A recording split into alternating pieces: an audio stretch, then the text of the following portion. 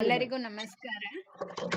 ಈ ದಿನ ನಾವು ಅಖಿಲ ಭಾರತೀಯ ಗ್ರಾಹಕ ಪಂಚಾಯತ್ನ ಗ್ರಾಹಕ ಜಾಗರಣ ಕಾರ್ಯಕ್ರಮದ 8ನೇ ದಿನಕ್ಕೆ ತಲುಪಿದೀವಿ.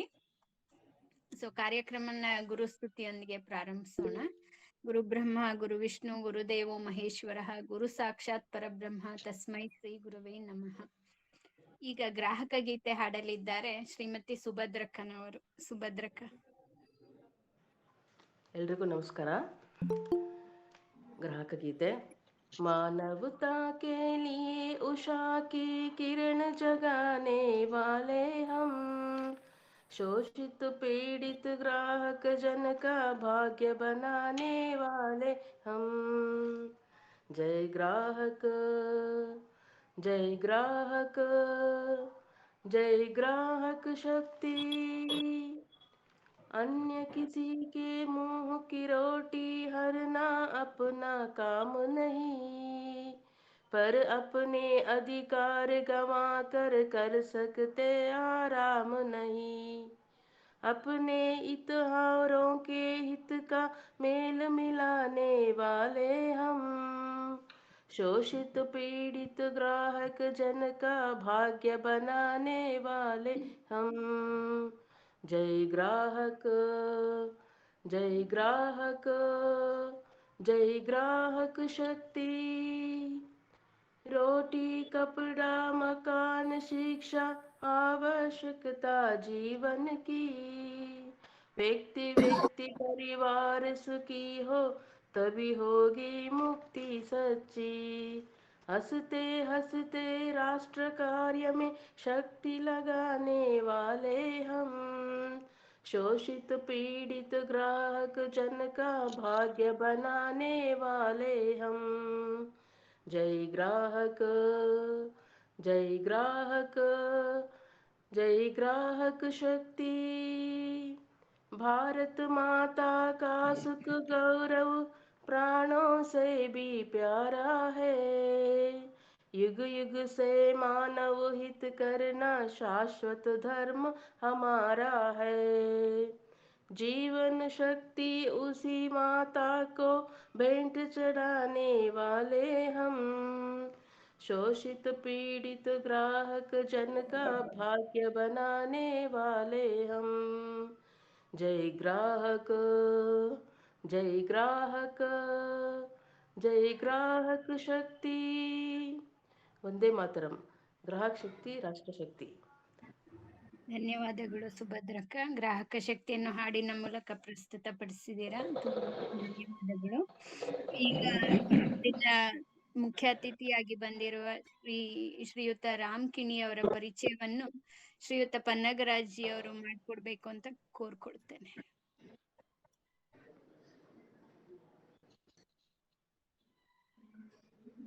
ನಮಸ್ಕಾರ. ರಾಮ್ ಕಿಣಿ ಅವರು ಬಹಳ ಚಟುವಟಿಕೆಯಿಂದ ಕೂಡಿರುವಂತ ವ್ಯಕ್ತಿತ್ವ ಅವ್ರದ್ದು ಒಂದು ಚಟುವಟಿಕೆ ಇಲ್ಲ. ಈಗ ಹೊಸದಾಗಿ ಅವರು ಗ್ರಾಹಕ ವಲಯಕ್ಕೆ ಸೇರ್ಬಿಟ್ಟಿದ್ದಾರೆ. ಮೊದಲನೇದು ಅವರು ವೃತ್ತಿಯಲ್ಲಿ ಉಪನ್ಯಾಸಕರು, ಮತ್ತು ಲೇಖಕರು ಹೌದು, ಕೃಷಿ ಸಂಶೋಧಕರು ಹೌದು, ಮತ್ತು ಸಾಮಾಜಿಕ ಕಾರ್ಯದಲ್ಲಿ ಯಾವಾಗಲೂ ಬೇರೆ ಬೇರೆ ಚಟುವಟಿಕೆಗಳಲ್ಲಿ ತೊಡ್ಕೊಂಡಂತ ಕ್ರಿಯಾಶೀಲ ವ್ಯಕ್ತಿ ಅಂತ ಕೂಡ ಅವರು ಹೆಸರು ಪಡೆದಿದ್ದಾರೆ.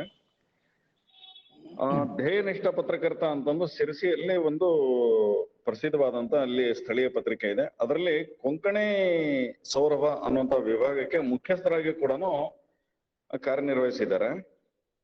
ಹಾಗೆ ಫಾರ್ಮ್ಸ್, ಲಹರಿ ಫಾರ್ಮ್ಸ್ ಅಂತಂದು ಅವ್ರದ್ದೇ ಇದೆ. ಮತ್ತು ಅಲ್ಲಿ ಔಷಧೀಯ ಮತ್ತು ಸುಗಂಧ ದ್ರವ್ಯಗಳ ಉತ್ಪಾದನೆಯನ್ನ ಮಾಡ್ತಾ ಇದ್ದಾರೆ. ಮತ್ತು ಆ ಔಷಧಿ ಮತ್ತು ಸುಗಂಧ ದ್ರವ್ಯದ ಉತ್ಪಾದಕರ ಒಕ್ಕೂಟದ ಸದಸ್ಯರಾಗಿಯೂ ಕೂಡ ಕಾರ್ಯನಿರ್ವಹಣೆಯನ್ನು ಮಾಡ್ತಾ ಇದ್ದಾರೆ. ಇದು ಎಲ್ಲವೂ ಸೇರಿ ಕಲಾಕುಸುಮ ಅಂತಂದು ಸಿರಸಿಯ ಕಲಾಕುಸುಮ ಅಂತ ಸಾಂಸ್ಕೃತಿಕ ವೇದಿಕೆ ಕೂಡ ಅವ್ರನ್ನ ಪ್ರಶಂಸೆ ವ್ಯಕ್ತಪಡಿಸಿದೆ. ಇಂಥ ಅನೇಕ ಅನ್ಯಾನ್ಯ ಚಟುವಟಿಕೆಯಲ್ಲಿ ಇರುವಂತ ರಾಮ್ ಕಿಣಿ ಅವರು ಗ್ರಾಹಕ ವಲಯಕ್ಕೂ ಪ್ರವೇಶ ಪಡೆದಿದ್ದಾರೆ, ಗ್ರಾಹಕ ವಲಯದಲ್ಲಿ ಹೆಜ್ಜೆ ಇಟ್ಟಿದ್ದಾರೆ. ಅವರು ಇವತ್ತಿನ ದಿವಸ ಇಷ್ಟೆಲ್ಲ ಅನುಭವದ ಮೇರೆಗೆ ನಮಗೆ ಹೇಳುವಂತ ಮಾತುಗಳು ಬಹುತೇಕ ಬಹಳ ಚೆನ್ನಾಗಿರುತ್ತೆ ಅಂತ ನಾನು ವಿಶ್ವಾಸ ವ್ಯಕ್ತಪಡಿಸ್ತಾ ಇದ್ದೀನಿ. ರಾಮಕಿಣಿ ಅವರು ತಾವು ಅವಧಿ ತಗೋ. ಧನ್ಯವಾದಗಳು. ನಮಸ್ಕಾರ.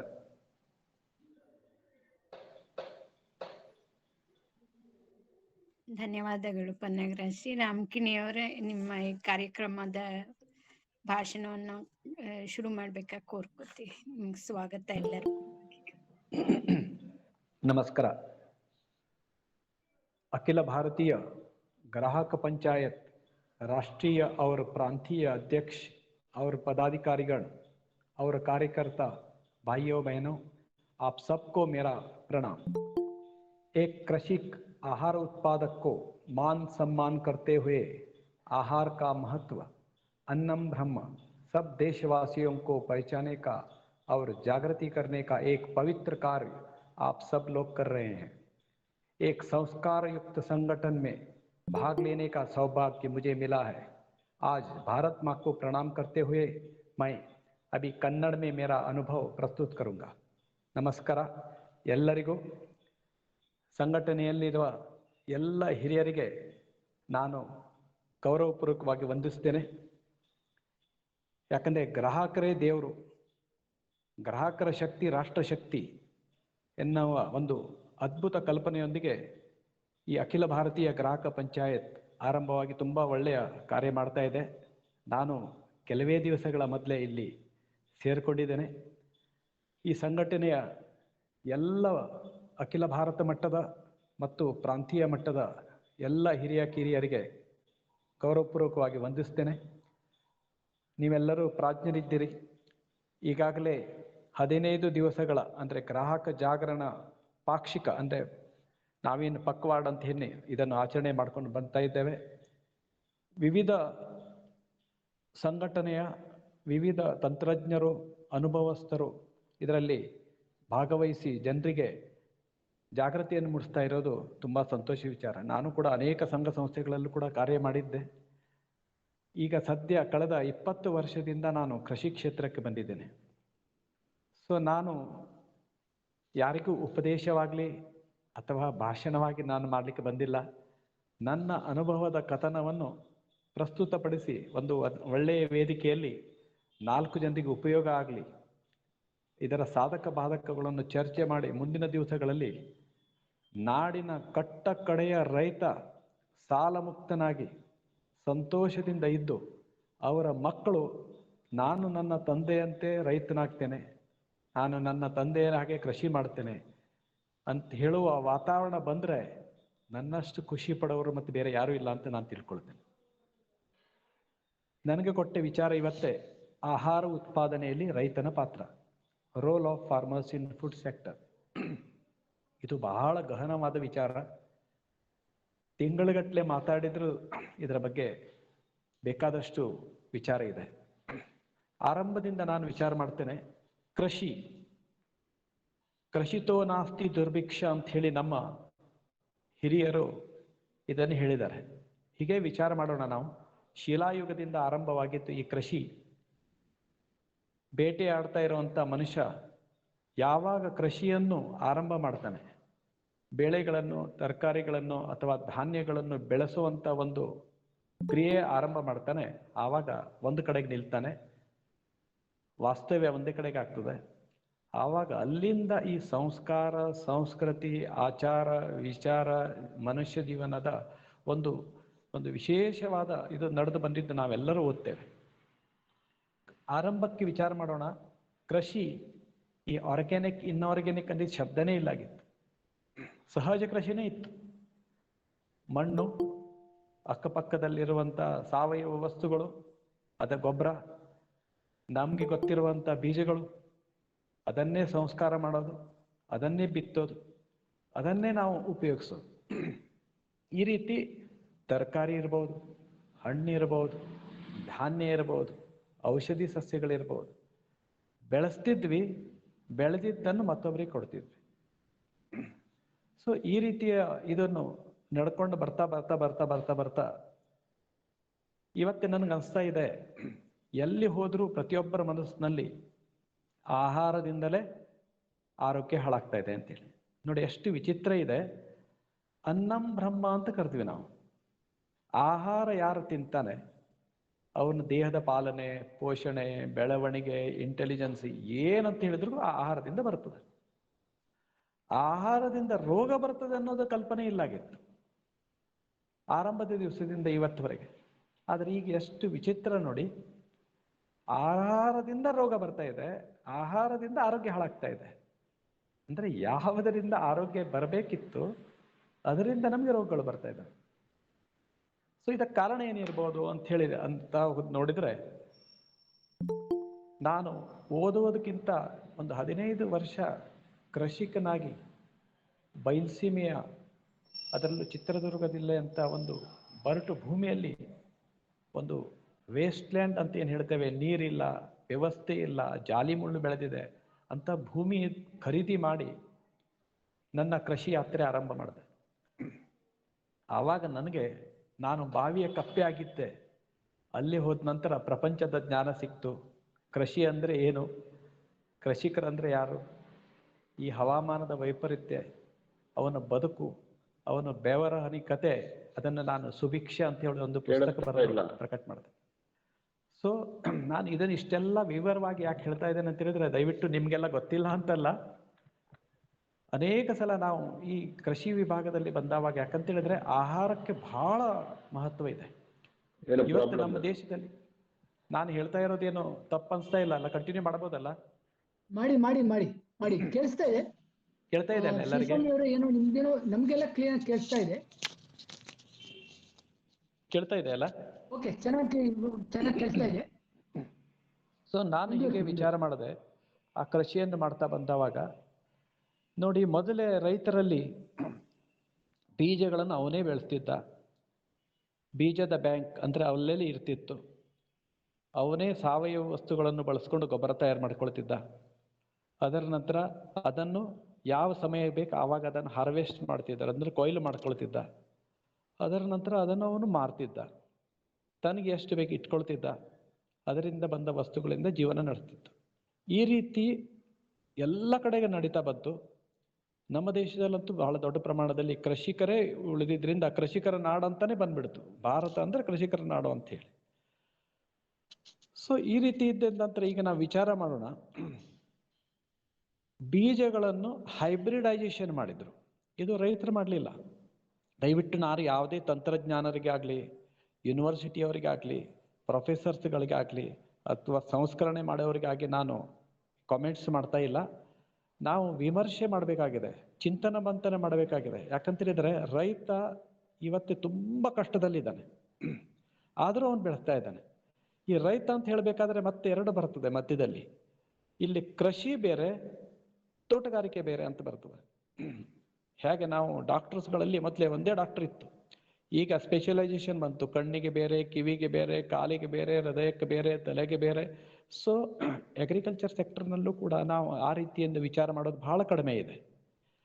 ನೋಡಿ, ಇವತ್ತೇ ಭತ್ತ ಇರ್ಬೋದು, ರಾಗಿ ಇರ್ಬೋದು, ಗೋಧಿ ಇರ್ಬೋದು, ಯಾವುದೇ ಧಾನ್ಯಗಳನ್ನಿರ್ಬೋದು. ಸೊ ಬೆಳೆಸೋವಂಥ ಒಬ್ಬ ರೈತನ ಕಲ್ಪನೆ ಮಾಡ್ಲಿಕ್ಕೆ ಹೋದ್ರೆ, ಅವನಿಗೆ ಸ್ವಾವಲಂಬಿ ಆದಂಥ ಒಬ್ಬ ರೈತ ಇವತ್ತೇ ಪರಾವಲಂಬಿ ಆಗ್ಲಿಕ್ಕೆ ಕಾರಣ ಏನು? ಅವನಿಂದ ಬೀಜ ಕಸ್ಕೊಂಡವ್ರು ಯಾರು? ಅವರಿಗೆ ದಡ್ಡಿ ಗೊಬ್ಬರದಿಂದ, ಲೋಕಲ್ ಅವೈಲೇಬಲ್ ಆಗಿರೋಂಥ ವಸ್ತುಗಳಿಂದ ಏನು ಗೊಬ್ಬರ ಕೊಡ್ತಿದ್ದ ಅವನು, ಅದನ್ನು ಬಿಟ್ಟು ನಾವು ಇವತ್ತು ಆರ್ಗ್ಯಾನಿಕ್ ಫಾರ್ಮಿಂಗ್ ಅಂತ ಹೇಳಿ ಏನು ಹೇಳ್ತೇವೆ, ಅದಕ್ಕಿಂತ ಇನ್ನು ಆರ್ಗ್ಯಾನಿಕ್ ವಸ್ತುಗಳನ್ನು ಹುಡುಕು ಕೊಟ್ಟವ್ರು ಯಾರು? ಅದನ್ನು ಬಳಸ್ಲಿಕ್ಕೆ ಹೇಳಿದವರು ಯಾರು? ಅವನು ಇನ್ನೋಸೆಂಟ್, ಕರೆಕ್ಟ್, ಅದನ್ನು ಬಳಸಿದ್ದಾನೆ. ನಂತರ ಅದಕ್ಕೆ ಇವತ್ತಿನ ವಿಚಾರ ಮಾಡೋಣ, ಅದು ದೊಡ್ಡದಾಗಬೇಕು, ಹಣ್ಣುಗಳು ದೊಡ್ಡದಾಗಬೇಕು, ತರಕಾರಿ ದೊಡ್ಡದಾಗಬೇಕು, ಇಳುವರಿ ಹೆಚ್ಚು ಬರಬೇಕು. ಇದನ್ನು ಹೇಳಿದವರು ಯಾರು? ನಂತರದ ಇದರಲ್ಲಿ ಅದಕ್ಕೆ ಕಲರ್ ಬರಬೇಕು, ಅದಕ್ಕೆ ಶೈನಿಂಗ್ ಬರಬೇಕು, ಅದಕ್ಕೆ ಸುವಾಸನೆ ಬರಬೇಕು. ಸೊ ಈ ರೀತಿ ಪ್ರತಿಯೊಂದು ಕೂಡ ವ್ಯಾಪಾರೀಕರಣ ಆಗ್ತಾ ಬಂದ ನಂತರ ಲಾಭಕ್ಕಾಗಿ ಬೇರೆ ಒಂದು ವರ್ಗ ಅದನ್ನು ಮಾಡ್ತು, ಅದನ್ನು ಅವ್ರ ತಲೆಯಲ್ಲಿ ತುಂಬಿದ್ರು. ಸೊ ನಾನು ಒಬ್ಬ ರೈತ ಇವತ್ತೇ, ನಾನು ಬೇರೆ ಏನೂ ಹೇಳ್ತಾ ಇಲ್ಲ. ಸೊ ಹಾಗಾಗಿ ಟೋಟಲಿ ನನ್ಗನ್ಸ್ತಾ ಇದೆ, ಆರಂಭದಲ್ಲಿ ಆರ್ಗ್ಯಾನಿಕ್ ಆಗಿರುವಂಥ ಸಾವಯುಕ್ತವಾದ ರೈತ ನಂತರದ ದಿವಸಗಳಲ್ಲಿ ಆಮಿಷಕ್ಕೆ ಒಳಗಾಗಿ ಅಥವಾ ಅವನಿಗೆ ಈ ರೀತಿಯ ಕಲ್ಪನೆಗಳನ್ನು ಕೊಟ್ಟು ಮಾಡಿರೋದ್ರಿಂದ ಇವತ್ತೇ ಇನ್ಆರ್ಗ್ಯಾನಿಕ್ ಸಬ್ಸ್ಟೆನ್ಸ್ಗಳಲ್ಲಿ ಸೇರಿದಾವೆ. ಹಾಗಾಗಿ ನೋಡಿ, ಇವತ್ತೇ ಯಾವುದೇ ತರಕಾರಿ ತಿನ್ಲಿಕ್ಕೆ ಹೋಗ್ರಿ, ಯಾವುದೇ ಹಣ್ಣು ತಿನ್ಲಿಕ್ಕೆ ಹೋದ್ರಿ, ಇಷ್ಟು ಭಯ ಅನಿಸ್ತಾ ಅಂತ ಹೇಳಿದ್ರೆ, ಯಾಕಂದ್ರೆ ನಾನು ಬೆಳೆಸ್ತಾ ಇರೋದ್ರಿಂದ ಕಾಣ್ತಾ ಇದೆ ನನಗೆ. ಈ ಹಣ್ಣು ನಾನು ತಿಂದರೆ ನನ್ನ ಮನೆಗೆ ಒಯ್ದರೆ ಏನಾಗ್ಬೋದು ಅಂತ ಹೇಳಿ ನನಗೆ ಹೆದರಿಕೆ ಆಗ್ತಾ ಇದೆ. ಹಣ್ಣು ತಿನ್ನೋದು ಆರೋಗ್ಯಕ್ಕೆ, ಡಾಕ್ಟರ್ ಹೇಳ್ತಾರೆ ಆರೋಗ್ಯಕ್ಕಾಗಿ, ಆರ್ಟಿಕಲ್ಸ್ ಬರೀತಾರೆ ಆರೋಗ್ಯಕ್ಕಾಗಿ, ಟಿವಿಯಲ್ಲಿ ಬರ್ತದೆ ಆರೋಗ್ಯಕ್ಕಾಗಿ. ಆದರೆ ಆ ಹಣ್ಣು ತಿಂದ ನಂತರ ಕ್ಯಾನ್ಸರ್ ಆಗ್ತದೆ. ಸೊ ರೈತನ ಪಾತ್ರದ ಬಗ್ಗೆ ನಾನು ಇದನ್ನು ಯಾಕೆ ಹೇಳ್ತಾ ಇದ್ದೇನೆ ಅಂತ ಹೇಳಿದ್ರೆ, ಸೊ ಈ ಸ್ಥಿತಿ ಹೇಗೆ ಬಂತಾಗಾದ್ರೆ, ಸೊ ಇದನ್ನು ಹೇಗೆ ಚೇಂಜ್ ಮಾಡಬಹುದು? ಹಾಗಾದ್ರೆ ರೈತ ತನ್ನ ಸ್ಥಿತಿಗತಿಯನ್ನು ಹೇಗೆ ಬೆಳೆಸ್ಕೊಳ್ಬಹುದು? ಸೊ ಈ ವಿಚಾರ ಮಾಡ್ಲಿಕ್ಕೆ ಹೋದ್ರೆ ನಾವು ಅವ್ರಿಗೆ ಇವತ್ತು ದಡ್ಡಿ ಗೊಬ್ಬರ ಬೇಕು ಅಂತ ಹೇಳ್ತೇವೆ, ಅಥವಾ ಆರ್ಗ್ಯಾನಿಕ್ ಆಗಿ ಮಾಡಬೇಕು ಅಂತ ಹೇಳ್ತೇವೆ. ಪ್ರಾಕ್ಟಿಕಲಿ ವಿಚಾರ ಮಾಡ್ಲಿಕ್ಕೆ ಹೋದ್ರೆ ನಾನು ಇವತ್ತೇ ದಡ್ಡಿ ಗೊಬ್ಬರ ಖರೀದಿ ಮಾಡಿ, ಎಲೆ ಗೊಬ್ಬರ ಖರೀದಿ ಮಾಡಿ, ಬೇರೆ ಬೇರೆ ವಸ್ತುಗಳನ್ನು ಖರೀದಿ ಮಾಡ್ಲಿಕ್ಕೆ ಹೋದ್ರೆ ಭೂಮಿಯಲ್ಲಿ ಏನು ಕಷ್ಟ ಇದೆ ಅನ್ನೋದು ಬಹಳ ಜನರಿಗೆ ಕಲ್ಪನೆನೇ ಇಲ್ಲ. ಸಣ್ಣ ಉದಾಹರಣೆ ಕೊಡ್ತೇನೆ. ನನ್ನದೇ ಫಾರ್ಮ್ನಲ್ಲಿ ನಾವು ಆರ್ಗ್ಯಾನಿಕ್ ಫಾರ್ಮಿಂಗ್ ಮಾಡಿದೆ. ನಾನು ಜಮೀನು ತಗೊಂಡೆ, ಪಕ್ಕದಲ್ಲಿ JCPಯಿಂದ ಒಂದು ದೊಡ್ಡ ಗುಂಡಿಯನ್ನು ತೆಗೆದೆ, ಮಳೆಯಲ್ಲಿ ಬರೋ ನೀರನ್ನು ಅಲ್ಲಿ ನಿಲ್ಲಿಸ್ಕೊಂಡೆ. ಅದರ ನಂತರ ನಾನು ಒಂದು 8 ಕಗ್ಗ ಆಕಳುಗಳನ್ನು, ಸಾಕ್ಲಿಕ್ಕೆ ಆಗದೆ ಇರೋಂಥ ಆಕಳುಗಳನ್ನು ಕಟ್ಟಿದೆ. ಅದರ ಗೋಮೂತ್ರವನ್ನು ಉಪಯೋಗ ಮಾಡಿದೆ, ಅದರ ಸೆಗಣಿಯನ್ನು ಉಪಯೋಗ ಮಾಡಿದೆ. ಅಲ್ಲಿ ಪುಕ್ಕಟೆಯಾಗಿ ಬೇಕಾದಷ್ಟು ನಮಗೆ ಬೇವಿನ ಎಲೆ ಸಿಕ್ತಿತ್ತು. ಅದನ್ನೆಲ್ಲ ಮಿಶ್ರಣ ಮಾಡಿ ಡಿಕಾಕ್ಷನ್ ತೆಗೆದು ಪ್ರತಿ ದಿವಸ ಗಿಡಗಳನ್ನು ಕೊಟ್ಟೆ. ಆದರೆ ಅಷ್ಟಾಗೋಷ್ಟರಲ್ಲಿ ನನ್ನಲ್ಲಿದ್ದ ಹಣ ಸಂಪೂರ್ಣ ಖಾಲಿಯಾಗಿ ಬ್ಯಾಂಕಿನಿಂದ ಸಾಲ ತಗೊಂಡು, ಯಾಕಂದ್ರೆ ಇದು ಮನೆಯಲ್ಲಿ ಹೇಳದೆ ಮಾಡಿದಂಥ ಕೃಷಿ ಇತ್ತು. ಯಾಕಂತ ಹೇಳಿದ್ರೆ ಕೃಷಿ ನೀನು ಮಾಡೋದು ಬೇಡ, ಸುಮ್ಮನೆ ಲಾಭ ಇಲ್ಲ ಅಂತೇಳಿ ಎಲ್ಲರೂ ಹೇಳಿದ ನಂತರ ಹುಚ್ಚನಾಗಿ ಹೋಗಿ ಮಾಡಿದ ಕೆಲಸ ಇದು. ಸೊ 1.5 ವರ್ಷದಲ್ಲಿ ಸಂಪೂರ್ಣ ಜೀರೋ ಆಗಿಬಿಟ್ಟೆ, ಮೈನಸ್ ಇನ್ಕಮ್ ಏನೂ ಇಲ್ಲ. ಅದರ ನಂತರ ತರಕಾರಿ ಬರ್ಲಿಕ್ಕೆ ಸ್ಟಾರ್ಟ್ ಆಯಿತು. ತರಕಾರಿ ಬಂದ ನಂತರ ಅಲ್ಲಿ ನೋಡಿದ್ರೆ ಇಷ್ಟು ಆಶ್ಚರ್ಯ ಅಂದರೆ, ಯಾವ ರೈತನಿಗೂ ಕೇಳಿದ್ರು ಕೂಡ ಉತ್ಪಾದನಾ ಖರ್ಚು ಅಂದರೆ ಏನು, ಕಾಸ್ಟ್ ಆಫ್ ಪ್ರೊಡಕ್ಷನ್ ಅಂದರೆ ಗೊತ್ತೇ ಇಲ್ಲ ಅವನಿಗೆ. ಅವನಿಗೆ ಬೆಳೆಸೋದು ಗೊತ್ತಿದೆ, ಯಾರೋ ಕೊಟ್ಟಿದ್ದ ಫರ್ಟಿಲೈಸರ್ ಹಾಕೋದು ಗೊತ್ತಿದೆ, ಔಷಧಿ ಹೊಡೆಯೋದು ಗೊತ್ತಿದೆ, ಅದನ್ನು ಮಾರೋದು ಗೊತ್ತಿದೆ. ಎಷ್ಟು ನಾನು ತಗೊಳ್ಬೇಕು, ಯಾವ ರೇಟಿಗೆ ಕೊಡಬೇಕು, ಅದರಿಂದ ಏನಾಗ್ತದೆ ಏನೂ ಕಲ್ಪನೆ ಇಲ್ಲ. ಸೊ ಆಶ್ಚರ್ಯ ಅಂತ ಹೇಳಿದ್ರೆ, ನಾನು ನೋಡೋಣ ಅಂಥೇಳಿ ಬೆಂಡೆಕಾಯಿ ಇಷ್ಟೆಲ್ಲ ಆರ್ಗ್ಯಾನಿಕ್ ಆಗಿ ಬೆಳೆಸಿ ಮಾಡಿ ಎಲ್ಲ ಖರ್ಚು ತೆಗೆದ ನಂತರ ನನಗೆ 16 ರೂಪಾಯಿ ಕಿಲೋ ಬಿತ್ತು.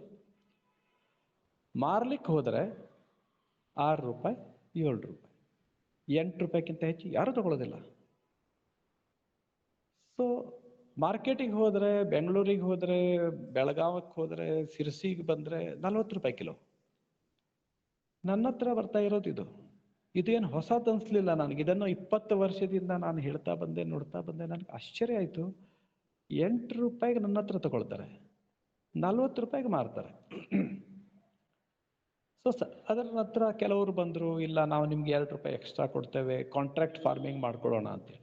ಸೊ ಕಾಂಟ್ರಾಕ್ಟ್ ಫಾರ್ಮಿಂಗ್ ಮಾಡಿಕೊಂಡ್ರು ಕೆಲವರು. ಸೊ ಕಾಂಟ್ರಾಕ್ಟ್ ಫಾರ್ಮಿಂಗ್ ಮಾಡಿದ ನಂತರ 10 ರೂಪಾಯಿಗೆ, 11 ರೂಪಾಯಿಗೆ, 12 ರೂಪಾಯಿ ಆಸೆಯನ್ನು ತೋರಿಸ್ತಿದ್ರು. ನಂತರ ಏನು ಮಾಡಿದ್ರು, ಖರೀದಿ ಮಾಡ್ಲಿಕ್ಕೆ ಬರಲೇ ಇಲ್ಲ ಅಂದ್ಕೊಳ್ಳಿ, ಯಾರಿಗೆ ಕೊಡ್ಬೇಕು ನಾವು? ಆವಾಗ ನೋಡಿ, ನೀವು ಈ ಬೆಲೆ ಕೊಡೋದಿದ್ರೆ ಕೊಡಿ, ಮಾರ್ಕೆಟ್ನಲ್ಲಿ ಏನೂ ಡಿಮಾಂಡ್ ಇಲ್ಲ ಈಗ, ಹಾಗಾಗಿ ನಾವು ಈ ವರ್ಷ ಈ ರೇಟಿಗೆ ತಗೊಳ್ತೇವೆ. ಸೊ ಅಗ್ರಿಮೆಂಟ್ ಮಾಡಿದ್ದು ಹಾಗೆ ಉಳಿತು. ಅದರ ನಂತರ 10 ರೂಪಾಯಿ ಕೊಡ್ಲಿಕ್ಕೆ ತಯಾರಾದ್ವಿ. ಸೊ 10 ರೂಪಾಯಿಗೆ ನಾವು ಇದನ್ನು ಕೊಟ್ವಿ. ಸಣ್ಣ ಲೆಕ್ಕ. ನನಗೆ ಆಶ್ಚರ್ಯ ಆಯಿತು. ಇದು ಒಂದು ಭಾಗ. ಹೇಳಲಿಕ್ಕೆ ಹೋದ್ರೆ ಭಾಳಷ್ಟಿದೆ. ಅದರ ನಂತರ ಆರ್ಗ್ಯಾನಿಕ್ ಹೋರಾಟ ಮಾಡೋಣ ಅಂಥೇಳಿ ರೈತರ ಹತ್ರ ಹೇಳ್ತಾ ಹೋದ್ರು. ಭಾಳಷ್ಟು ಜನ ಬರ್ತಿದ್ರು, ಭಾಷಣ ಮಾಡ್ತಿದ್ರು, ಸೆಮಿನಾರ್ಗಳು ಮಾಡ್ತಿದ್ರು, ಬರ್ತಿದ್ರು. ನನ್ನ ಫಾರ್ಮಿನ ಪಕ್ಕದಲ್ಲಿ 5 ಜನ, ಸಿದ್ದಪ್ಪ ಅಂಥೇಳಿ, ಪಾತ್ಲಿಂಗ ಅಂಥೇಳಿ, ಶೆಟ್ಟಪ್ಪ ಅಂಥೇಳಿ, ಕುರುಬ್ರವರು, ಅವ್ರಿಗೆ ನಾನು ಸಪೋರ್ಟ್ ಮಾಡಿ ನಾವು ಬೆಳೆಸೋಣ. ಇವತ್ತೇ ಈರುಳ್ಳಿಗೆ ಒಳ್ಳೆ ರೇಟ್ ಬರ್ತದೆ. ಯಾಕಂದರೆ ಪೇಪರ್ನಲ್ಲಿ ನೋಡಿರ್ಬೋದು, ವರ್ಷಕ್ಕೆ 1 ಸಲ ಈರುಳ್ಳಿ 100 ರೂಪಾಯಿ ಆಗ್ತದೆ. ನಮ್ಮ ಮಾಧ್ಯಮದವರು, ಪತ್ರಿಕೆಯವರು, ಲೇಖಕರಿಗೆ ಇಷ್ಟು ಖುಷಿ ಆಗ್ತದೆ. ಬರೆದಿದ್ದೇ ಅದನ್ನು ಟಿಜೋರಿಯಲ್ಲಿ ಇಟ್ಕೊಂಡು ಫೋಟೋ ತೆಗೆದು ಕಾರ್ಟೂನ್ ಮಾಡ್ತಾರೆ. ಅದನ್ನು ಈರುಳ್ಳಿಯನ್ನು ಲಾಕರ್ನಲ್ಲಿ ಇಟ್ಕೊಂಡು ತೆಗಿತಾರೆ. ವರ್ಷಕ್ಕೆ 1 ದಿವಸ 100 ರೂಪಾಯಿ ರೈತನಿಗೆ ಸಿಕ್ಕಿದ್ದಲ್ಲ, ಅದು ಹೇಗೋ ಒಂದಾಗಿದೆ, ಅದು ಬಂದಿದೆ. ಅದನ್ನು ಹೈಲೈಟ್ಸ್ ಮಾಡ್ಕೊಂಡು ಕೊಡ್ತಿದ್ರು. ಇದು ಏನಾಗುತ್ತೆ, ನೋಡಿದವನಿಗೆ, ರೈತರಿಗೆ, ಅರೆ 100 ರೂಪಾಯಿ ಬಂದಿದೆ, ನಾನು ಯಾಕೆ ಮಾಡಬಾರ್ದು? ಸೊ ತಕ್ಷಣ ಸ್ಟಾರ್ಟ್ ಮಾಡಿದರೆ ನೀವು ನಂಬ್ತಿರೋ ಇಲ್ಲ, ಆರ್ಗ್ಯಾನಿಕ್ ಆಗಿ ಮಾಡಿದರೆ ಹೀಗಾಗ್ತದೆ ಹೀಗಂತ ಮಾಡಿದ್ರೆ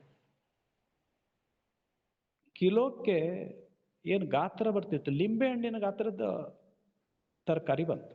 ಯಾವುದು? ಈರುಳ್ಳಿ ಬಂತು. ಸಗಣಿ ಗೊಬ್ಬರ ಹಾಕಿದ್ರು, ಕುರಿ ಗೊಬ್ಬರ ಹಾಕಿದ್ವಿ, ಒಳ್ಳೆ ಇದನ್ನು ಮಾಡಿದ್ವಿ, ಸೋತೆ ಬಿಟ್ವಿ. ಅಕ್ಕಪಕ್ಕದವರು ಸೋತರು. ಎಲ್ಲರೂ ನನ್ನ ಹತ್ರ ಬಂದು ಕೂತ್ಕೊಂಡ್ರು, ಸರ್ ನೀವು ಹೇಳಿದ್ದಕ್ಕೆ ಮಾಡಿದ್ವಿ, ನೀವು ಹೇಳಿದ್ರಲ್ಲ ಜನರಿಗೆ ಆರೋಗ್ಯ ಒಳ್ಳೇದಾಗ್ತದೆ, ಜನರಿಗೆ ಇದನ್ನಾಗ್ತದೆ, ಪುಣ್ಯ ಬರ್ತದೆ, ಭಾಷಣ ಮಾಡಿದ್ರಲ್ಲ, ತಗೊಳ್ರಿ ಈಗ ಈರುಳ್ಳಿ ನಿಮ್ದು ನೋಡಿ ಸೈಜಿದು. ನಾವು ಅದಕ್ಕೆ ಫರ್ಟಿಲೈಸರ್ ಹಾಕ್ತಿದ್ವಿ, ನಾವು ಅದಕ್ಕೆ ಗೊಬ್ಬರ ಹಾಕ್ತಿದ್ವಿ, ನೀವು ಹೇಳಿದ್ದಕ್ಕೆ ಇದನ್ನು ಮಾಡಿದ್ವಿ ಅಂತೇಳಿ. ಕಲ್ಪನೆ ಮಾಡ್ರಿ ನನ್ನ ಪರಿಸ್ಥಿತಿ ಏನಾಗಿರ್ಬೋದು ಅವಾಗ. ಸೊ ಅನಿವಾರ್ಯವಾಗಿ ಅದನ್ನು ಖರೀದಿ ಮಾಡಲಿಕ್ಕೆ ಆಗ್ತೇನೆ, ಆದರೂ ಹೇಗೋ ಮಾಡಿಕೊಂಡು ಹೋಟೆಲ್ ಇಂಡಸ್ಟ್ರಿಯವರಿಗೆ, ಬೆಂಗಳೂರಿನವರಿಗೆ ಪರಿಚಯ ಇತ್ತು, ದುಂಬಾಲು ಬಿತ್ತು, ಅವ್ರ ಪರಿಸ್ಥಿತಿಯನ್ನು ತೋರಿಸಿ ಅದು ಯಾಕೋ ಮಾರಾಟ ಆಯ್ತು 10 ರೂಪಾಯಿಗೆ. ಸೊ ಇದು ಯಾಕೆ ನಾನು ಹೇಳ್ತಾ ಇದ್ದೇನೆ ಅಂತ ಹೇಳಿದ್ರೆ, ಹಾಗಾದ್ರೆ ಎಲ್ಲಿ ತಪ್ಪಾಗಿದೆ ಇಲ್ಲಿ? ಸೊ ಆರ್ಗ್ಯಾನಿಕ್ ಫಾರ್ಮಿಂಗ್ ಮಾಡಬೇಕಾದ್ರೆ ಇವತ್ತು ಏನಾಗಿದೆ ಅಂದರೆ, ಮಣ್ಣಿನಲ್ಲಿ ಫರ್ಟಿಲೈಸೇಷನ್ ಮಾಡಿ ಮಾಡಿ ಮಾಡಿ ಮಾಡಿ ಮಣ್ಣಿನ ರಚನೆ ಸಂಪೂರ್ಣ ಹಾಳಾಗ್ಬಿಟ್ಟಿದೆ ಎಲ್ಲ ಕಡೆಗೆ. ಅದು ಒಂದು ದಿವಸದಲ್ಲಿ ಸರಿ ಮಾಡ್ಲಿಕ್ಕೆ ಆಗೋದೇ ಇಲ್ಲ. ಇದು ಬಹಳಷ್ಟು ಜನ ಪ್ರಾಕ್ಟಿಕಲಿ ಅರ್ಥ ಮಾಡ್ಕೊಳ್ಳೋದ್ರಿಂದ ಈ ಕಷ್ಟ ಬರ್ತಾ ಇದೆ. ಏನಾಗಿದೆ ಅಂತ ಹೇಳಿದ್ರೆ, ಆ ಮಣ್ಣಿನ ರಚನೆ ಸರಿ ಮಾಡಬೇಕಾದ್ರೆ ಕನಿಷ್ಠ 1 ವರ್ಷ 2 ರಿಂದ 3 ಸಲ ಸಾವಯವ ಗೊಬ್ಬರಗಳನ್ನು ಹಾಕಿ ಕಾಯ್ಬೇಕು, ವೇಟ್ ಮಾಡಬೇಕು. ಆ ಶಕ್ತಿ ಯಾವ ರೈತರಲ್ಲಿದೆ ಇವತ್ತು? ಸೊ ಇದನ್ನು ನೋಡಿದ ನಂತರ ನನಗನ್ನಿಸ್ತು, ಏನು ಮಾಡ್ಬೇಕಾಗಾದ್ರೆ, ಏನು ಕಾಂಪ್ರಮೈಸ್ ಮಾಡಬೇಕು? ಆರ್ಗ್ಯಾನಿಕ್ ಮಾಡಬೇಕೋ ಇನ್ಆರ್ಗ್ಯಾನಿಕ್ ಮಾಡಬೇಕು ಅಂತೇಳಿ.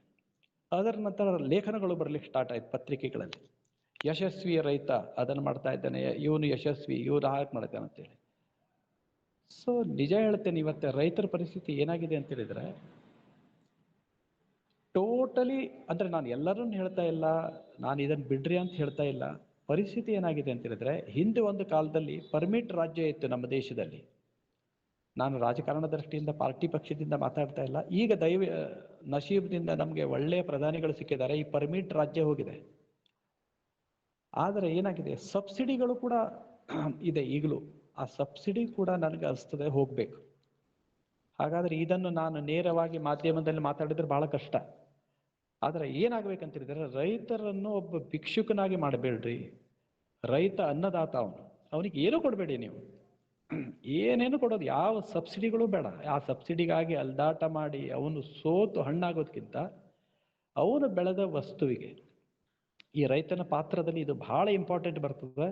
ರೈತ ಬೆಳೆದ ವಸ್ತುವಿಗೆ ಉತ್ಪಾದನಾ ಖರ್ಚು ಏನಿದೆ ಅಂತ ಹೇಳಿ ಎಲ್ಲರೂ ವಿಚಾರ ಮಾಡಿ ಅದಕ್ಕೆ ಒಂದು 10%, ಅದಕ್ಕೆ 20% ಲಾಭ ಬರೋ ಹಾಗೆ ಮಾಡಿಕೊಟ್ಟು ಬಿಟ್ರೆ ರೈತಿಗೇನು ಬೇಡ. ಈ ಯಾವ ಸಬ್ಸಿಡಿಗಳು ಬೇಡ, ಏನೇನು ಇಲ್ಲದೆ ಇಷ್ಟು ಸುಖದಿಂದ ಅವನು ರಾಜಾರೋಷವಾಗಿ ಮತ್ತು 100 ಜನ ಅಲ್ಲ, 1000 ಜನ ಅಲ್ಲ, 1,00,000 ಜನ ಬರ್ತಾರೆ. ಇದು ಯಾಕೆ ನಾನು ಹೇಳ್ತಾ ಇದ್ದೇನೆ ಅಂತ ಹೇಳಿದ್ರೆ, ಇವತ್ತು ಕೃಷಿಕರಲ್ಲಿ ಜಮೀನು ಯಾಕೆ ಮಾರ್ತಾ ಇದ್ದಾನೆ ಅವನು? ಹಾಗಾದ್ರೆ ಕೆಲವರು ಹೊಸೊಬ್ಬರು ಜಮೀನು ತಗೊಂಡು ಮಾಡ್ತಾ ಇದ್ದಾರೆ. ಇವತ್ತು 10 ಲಕ್ಷ 20 ಲಕ್ಷ 30 ಲಕ್ಷ ರೂಪಾಯಿಗೆ ನಾನು ಅಗ್ರಿಕಲ್ಚರ್ ಲ್ಯಾಂಡ್ ಪರ್ಚೇಸ್ ಮಾಡಿದರೆ ನನ್ನ ಹತ್ರ ಅಗ್ರಿಕಲ್ಚರ್ ಮಾಡ್ಲಿಕ್ಕೆ ಸಾಧ್ಯನೇ ಇಲ್ಲ. ಇದು 100% ಇಂಪಾಸಿಬಲ್. ಎಲ್ಲೋ ಪಾಲಿಹೌಸ್ಗಳು ಬಂತು. ನನ್ನ ಹತ್ರ ಬೇರೆ ಯಾವುದೋ ವರಮಾನ ಇದ್ದರೆ, ನನ್ನ ಹತ್ರ ಬೇರೆ ಏನಾದರೂ ಹಣ ಇದ್ದರೆ, ಇದನ್ನು ಹಾಬಿಯಾಗಿ ಮಾಡಿದರೆ ಆವಾಗ ನನಗೆ ಅಲ್ಪ ಸ್ವಲ್ಪ ಲಾಭ ಸಾಕಾಗಿರ್ತದೆ, ಯಾಕಂದರೆ ನಾನು ಲೋನ್ ಮಾಡಿರೋದಿಲ್ಲ. ಸೊ ಇದು ಒಂದು ಕಡೆಗೆ ಆಗ್ತಾ ಇದೆ.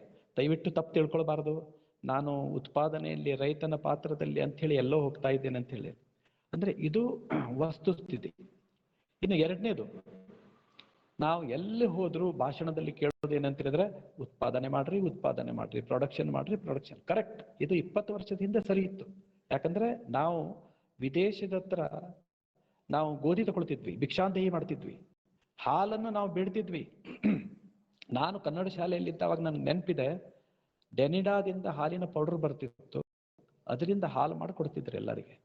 ಇವತ್ತೇ ನಾವಿಷ್ಟು ಖುಷಿಯಿಂದ ಇದ್ದೆ ಹೇಳ್ಬೇಕಂತ ಹೇಳಿದ್ರೆ, ಇವತ್ತು ಕ್ಷೀರಕ್ರಾಂತಿಯಿಂದ ನಾವು ಪ್ರತಿಯೊಬ್ಬರ ಮನೆಯಲ್ಲಿ ಹಾಲು, ಮೊಸರು, ಗಿಣ್ಣ, ಎಲ್ಲವನ್ನು ಐಸ್ ಕ್ರೀಮ್ ಎಲ್ಲ ತಿಂತಾ ಇದ್ದೇವೆ.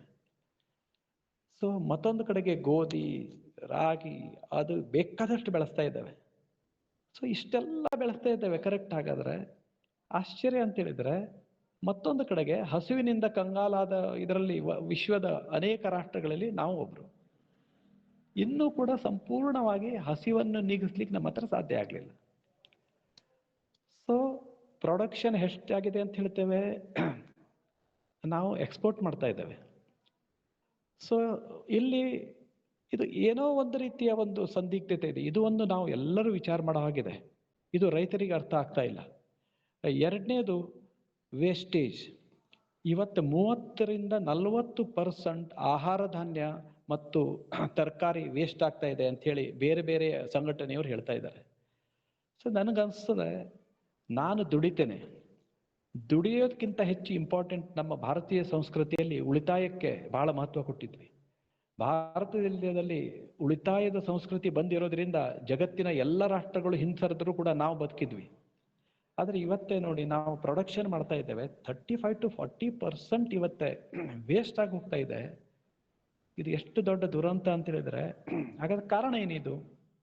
ಕೋಲ್ಡ್ ಸ್ಟೋರೇಜ್ ಮಾಡಲಿಲ್ವಾ? ಕೋಲ್ಡ್ ಸ್ಟೋರೇಜ್ ಮಾಡಿದ್ದೇವೆ. ಎಲ್ಲಿ ಮಾಡಿದ್ದೇವೆ? ಪಟ್ಟಣದಲ್ಲಿ ಮಾಡಿದ್ದೇವೆ. ಕೋಲ್ಡ್ ಸ್ಟೋರೇಜ್ ಉತ್ಪಾದನೆ ಮಾಡ್ತಾ ಇರೋದು ಎಲ್ಲಿ? ರೈತ ಹಳ್ಳಿಯಲ್ಲಿ. ಹಳ್ಳಿಗಳಲ್ಲಿ ಕೋಲ್ಡ್ ಸ್ಟೋರೇಜೇ ಇಲ್ಲ. ಆಯಿತು, ಕೋಲ್ಡ್ ಸ್ಟೋರೇಜ್ ಮಾಡಿದ್ವಿ, ಅದನ್ನು ಹೇಗೆ ಮೇಂಟೈನ್ ಮಾಡ್ಬೇಕಂತೇಳಿ ಯಾರಿಗೂ ಗೊತ್ತಿಲ್ಲ. ನಮ್ಮ ಹಿರಿಯೂರಿಗೆ ಬಂದರೆ ಇವತ್ತೇ ಆಶ್ಚರ್ಯ ಪಡ್ಬೋದು, ಕೋಲ್ಡ್ ಸ್ಟೋರೇಜ್ ಇದೆ, ಕಳೆದ 2 ವರ್ಷದಿಂದ ಯಾರೂ ಉಪಯೋಗ ಮಾಡ್ತಾನೆ ಇಲ್ಲ. ಸೊ ಇಲ್ಲಿ ಈ ರೀತಿಯ ಅನೇಕ ಗ್ಯಾಪ್ಗಳು ನೋಡ್ತಾ ಇದ್ದ ನಂತರ ನನಗನ್ನಿಸ್ತು, ನಮ್ಗೆ ಭಾರತಕ್ಕೆ ಏನು ಬೇಕಾಗಿದೆ ಅಂತ ಹೇಳಿದ್ರೆ, ಟೆಕ್ನಾಲಜಿ ಯೂನಿವರ್ಸಿಟಿಯಲ್ಲಿದೆ, ಇಂಗ್ಲಿಷ್ ಪುಸ್ತಕಗಳಲ್ಲಿದೆ, ವಿಚಾರವಂತರ ಕೈಯಲ್ಲಿದೆ, ಮಣ್ಣಿನ ಮಗನ ಕೈಯಲ್ಲಿ ಬಂದೇ ಇಲ್ಲ ಇನ್ನೂವರೆಗೆ. ಸೊ ನಾವು ರಿಸರ್ವೇಶನ್ ಕೊಡ್ತಾ ಇದ್ದೇವೆ. ಯಾರಿಗೆ? ರೈತರ ಮಕ್ಕಳಿಗೆ ಅಗ್ರಿಕಲ್ಚರ್ ಮಾಡಲಿಕ್ಕೆ ನಾವು ಸೀಟ್ಸ್ ಕೊಡ್ತಾ ಇದ್ದೇವೆ. ಕಲ್ಪನೆ ಮಾಡ್ರಿ, ಇವತ್ತು ಅಗ್ರಿಕಲ್ಚರ್ ಕಾಲೇಜ್ ಅಥವಾ ಬೇರೆಗಳಲ್ಲಿ ಕಲ್ತವನು ಯಾರು ಕೂಡ 60-70%ಗಿಂತ ಹೆಚ್ಚು ಅವನು ಕೃಷಿ ವಿಭಾಗದ ನೌಕರಿಗೆ ಹೋಗಿದ್ದಾನೆ. ಕೃಷಿ ವಿಭಾಗಕ್ಕೆ ವಾಪಸ್ ಬಂದ ರೈತನಾಗಲೇ ಇಲ್ಲ ಅವನು. ಇದು ಎಷ್ಟು ದೊಡ್ಡ ಪ್ರಮಾಣದಲ್ಲಿದೆ ಅಂತ ಹೇಳಿ ನನಗೆ ಹೇಳಲಿಕ್ಕೆ ಹೋದರೆ ಈಗ ಮತ್ತೆ ತಪ್ಪಾಗ್ತದೆ. ಪಾಲಿಸಿಗಳು ಇವೆಲ್ಲ ನಾನು ಹೇಳಿದ್ರು ತಪ್ಪಾಗ್ತದೆ ಇವತ್ತಿನ ಇದರಲ್ಲಿ. ಆದರೆ ಅಲ್ಲಿ 20 ವರ್ಷ ನಾನು ಆ ಕ್ಷೇತ್ರದಲ್ಲಿ ನಿಂತು ಆ ಮಣ್ಣಿನ ಮಕ್ಕಳ ಜೊತೆಗೆ ಉಳಿದಾವಾಗ ನನಗನ್ನಿಸ್ತು, ಎಷ್ಟೆಲ್ಲ ವೈಚಿತ್ರ್ಯಗಳಿದೆ. ಇವತ್ತು TV ಹಾಳಾಯಿತು, ಫ್ರಿಜ್ ಹಾಳಾಯಿತು, ಮೊಬೈಲ್ ಹಾಳಾಯಿತು. ಅದಕ್ಕೆ ಗ್ರಾಹಕ ಕನ್ಸ್ಯೂಮರ್ ಫೋರಮ್ ಬೇರೆ ಬೇರೆ ಸಂಘಟನೆಗಳು ವರ್ಕ್ ಮಾಡ್ತವೆ. ಆದರೆ ನಮ್ಮ ದೇಹಕ್ಕೆ ಬೇಕಾಗಿರೋದು ವೆರಿ ವೆರಿ ಇಂಪಾರ್ಟೆಂಟ್. ಫ್ರಿಜ್ ಹೊಸದು ಬರ್ಬೋದು, TV ಹೊಸದು ತಗೊಳ್ಬೋದು, ಅಥವಾ ಕಾಂಪನ್ಸೇಷನ್ ಸಿಗ್ಬೋದು. ಆರೋಗ್ಯ ಹಾಳಾದರೆ ವಾಪಸ್ ಸಿಗತ್ತೆ ಹೇಗೆ? ಕಿಡ್ನಿ ಫೇಲ್ ಆದರೆ ಹೊಸ ಸಿಗತ್ತೆ ಹೇಗೆ? ಹಾರ್ಟ್ ಫೇಲ್ ಆದರೆ ಹೊಸ ಸಿಗತ್ತೆ ಏನು? ಕ್ಯಾನ್ಸರ್ ಬಂದ್ಬಿಟ್ಟ. ಸೊ ಇಷ್ಟು ಮೇಜರ್ ಇಶ್ಯೂ ಯಾರು ಕೂಡ ಸೀರಿಯಸ್ ಆಗಿ ಥಿಂಕ್ ಮಾಡ್ತಾ ಇಲ್ಲಲ್ಲ ಅಂತಾವಾಗ ನನಗೆ ಇಷ್ಟು ಅನಿಸ್ತು. ಕೆಲವು ವೇದಿಕೆಗಳಲ್ಲಿ ನೇರವಾಗಿ ಮಾತಾಡಿದೆ. ಕಳೆದ 15 ವರ್ಷದಿಂದ ನನಗೆ ಎಲ್ಲೆಲ್ಲಿ ಮಾತಾಡ್ತೇನೆ, 2ನೇ ಸಲ ನನಗೆ ಯಾರು ಕರೆಯೋದಿಲ್ಲ. ಯಾಕಂದ್ರೆ ಭೂಮಿ ಚೌಕ ಇದೆ ಅಂತ ಇದ್ದಾವಾಗ, ಭೂಮಿ ಗೋಲಾಕಾರ ಇದೆ ಅಂದಾಗ ಕಲ್ಲು ಹೊಡೆದ್ರಂತೆ ಅವರಿಗೆ. ಸೊ ನನ್ನ ಪರಿಸ್ಥಿತಿ ಹಾಗೆ ಆಗಿದೆ ಇವತ್ತು ಅಂಥೇಳಿ ನನಗೇನು ಬೇಸರ ಇಲ್ಲ. ನನ್ನ ಕೃಷಿ ಸಾಧನೆಗೆ ಯಾವ ಪುರಸ್ಕಾರಗಳು ಪ್ರಶಸ್ತಿಗಳು ಏನೇನೂ ಬಂದಿಲ್ಲ, ಯಾಕಂದ್ರೆ ನೇರವಾಗಿ ಮಾತಾಡ್ತೇನೆ ಅಂತೇಳಿ ನನಗೆ ಈಗಲೂ ಏನೂ ಬೇಸರ ಇಲ್ಲ. ಏನು ಖುಷಿ ಇದೆ ಅಂತ ಹೇಳಿದ್ರೆ, ಅಖಿಲ ಭಾರತೀಯ ಗ್ರಾಹಕ ಪಂಚಾಯತ್ ಒಂದು ಒಳ್ಳೆಯ ಕಾರ್ಯ ಮಾಡ್ತಾ ಇದೆ. ಮತ್ತು ಆಹಾರ ವಿಭಾಗಕ್ಕೆ ಇಷ್ಟು ಸ್ಟ್ರೆಸ್ ಕೊಟ್ಟು ಒಳ್ಳೆ ಜನರನ್ನು ತಂದು ಇಂಟ್ರಡ್ಯೂಸ್ ಮಾಡಿ ಇದನ್ನು ಸೀರಿಯಸ್ ಆಗಿ ಥಿಂಕ್ ಮಾಡ್ತಾ ಇರೋದು ನೋಡಿದ ಕೂಡಲೇ ಮತ್ತೆ ಆಶಾಭಾವನೆ ಮತ್ತು ನನ್ನ ಮನಸ್ಸಿನಲ್ಲಿ, ಓಹ್ ಅನ್ನಂ ಬ್ರಹ್ಮ ಅಂತ ನಾನು ಏನು ಹೇಳ್ತಿದ್ವಿ ಅದನ್ನು ಮತ್ತೆ ಬರ್ತಾ ಇದೆ ಅಂತೇಳಿ. 3ನೇ ಪಾರ್ಟ್ ನನಗೆ ಅನಿಸ್ತಾ ಇದೆ. ನಾನು ಇದನ್ನೇ ಹೆಚ್ಚು ಯಾಕೆ ಹೇಳ್ತಾ ಇದ್ದೇನೆ ಅಂತ ಹೇಳಿದ್ರೆ, ಉತ್ಪಾದನೆಗಾಗಿ ಬೇಕಾದಷ್ಟು ಪುಸ್ತಕಗಳು, CDಗಳು, ಬುಕ್ಲೆಟ್ಸ್ಗಳು, ಸಿನಿಮಾಗಳು, ಸೆಮಿನಾರ್ಸ್ಗಳು, ಭಾಷಣಗಳು ನೋಡಿ ಕಾಮನ್ ಆಗಿಬಿಟ್ಟಿದೆ. ಕಲ್ಪನೆ ಮಾಡೋಣ, ಇವತ್ತು ನಾವು ಮನೆಯಲ್ಲಿ ಪ್ರತಿಯೊಬ್ಬರು ಊಟ ಮಾಡಬೇಕಾದ್ರೆ ಧರ್ಮವಂತ ತೆಗೆದುಕೊಳ್ಬೇಡ್ರಿ, ವೈಜ್ಞಾನಿಕವಾಗಿ ವಿಚಾರ ಮಾಡೋಣ. ಮೊದಲು ಹೇಗೆ ಊಟ ಮಾಡ್ತಿದ್ವಿ? ಮಾತೇ ಆಡೋದಿಲ್ಲ ಆಗಿದ್ರು ಊಟ ಮಾಡಬೇಕಾದ್ರೆ. ಇವತ್ತೇ ಪಕ್ಕದಲ್ಲಿ ಮೊಬೈಲ್, ಎದುರುಗಡೆಗೆ ನ್ಯೂಸ್ ಚಾನೆಲ್, TV, ಒಂದು ಕಡೆಗೆ ನ್ಯೂಸ್ ಪೇಪರ್, ಮತ್ತೊಂದು ಕಡೆಗೆ ಹರಟೆ, ಮತ್ತೊಂದು ಕಡೆಗೆ ರಾಜಕಾರಣ. ಮಾತಾಡ್ತಾ ತಿಂತಾ ಇದೆ. ಇದು ಭಾಗ 1. ಭಾಗ 2, ಕಲ್ಪನೆ ಮಾಡೋಣ, ದೇಹಕ್ಕೆ ನಾವು ವಿಚಾರ ಮಾಡ್ರಿ, ಕಾಲಿಗೆ ಹಾಕುವ ಚಪ್ಪಲಿಗಳನ್ನು ನಾವು ಶೋಕೇಸ್ಗಳಲ್ಲಿ ಗ್ಲಾಸ್ ಕ್ಯಾಬಿನ್ಗಳು ಈಗಲೂ ಮಾಡ್ತಾ ಇದ್ದೇವೆ. ಅದ್ರ ಮೇಲೆ ನೊಣ ಕೂತ್ಕೊಳ್ಬಾರ್ದು, ಧೂಳು ಕೂತ್ಕೊಳ್ಬಾರ್ದು ಅಂತೇಳಿ. ಹೊಟ್ಟೆಗೆ ತಿನ್ನೋ ತರಕಾರಿ ಹಣ್ಣುಗಳು ಈಗಲೂ ಕೂಡ ಮೆಟ್ರೋಪಾಲಿಟನ್ ಸಿಟಿಗಳಿಂದ ಹಿಡಿದು ಸಾಮಾನ್ಯ ಹಳ್ಳಿಗಳಲ್ಲಿ ಕೂಡ ರಸ್ತೆ ಪಕ್ಕದ ಕಾಲುವೆಗಳಲ್ಲಿ ಸಿಮೆಂಟ್. ಎಜುಕೇಶನ್ ಇಲ್ವಾ ಹಾಗಾದ್ರೆ?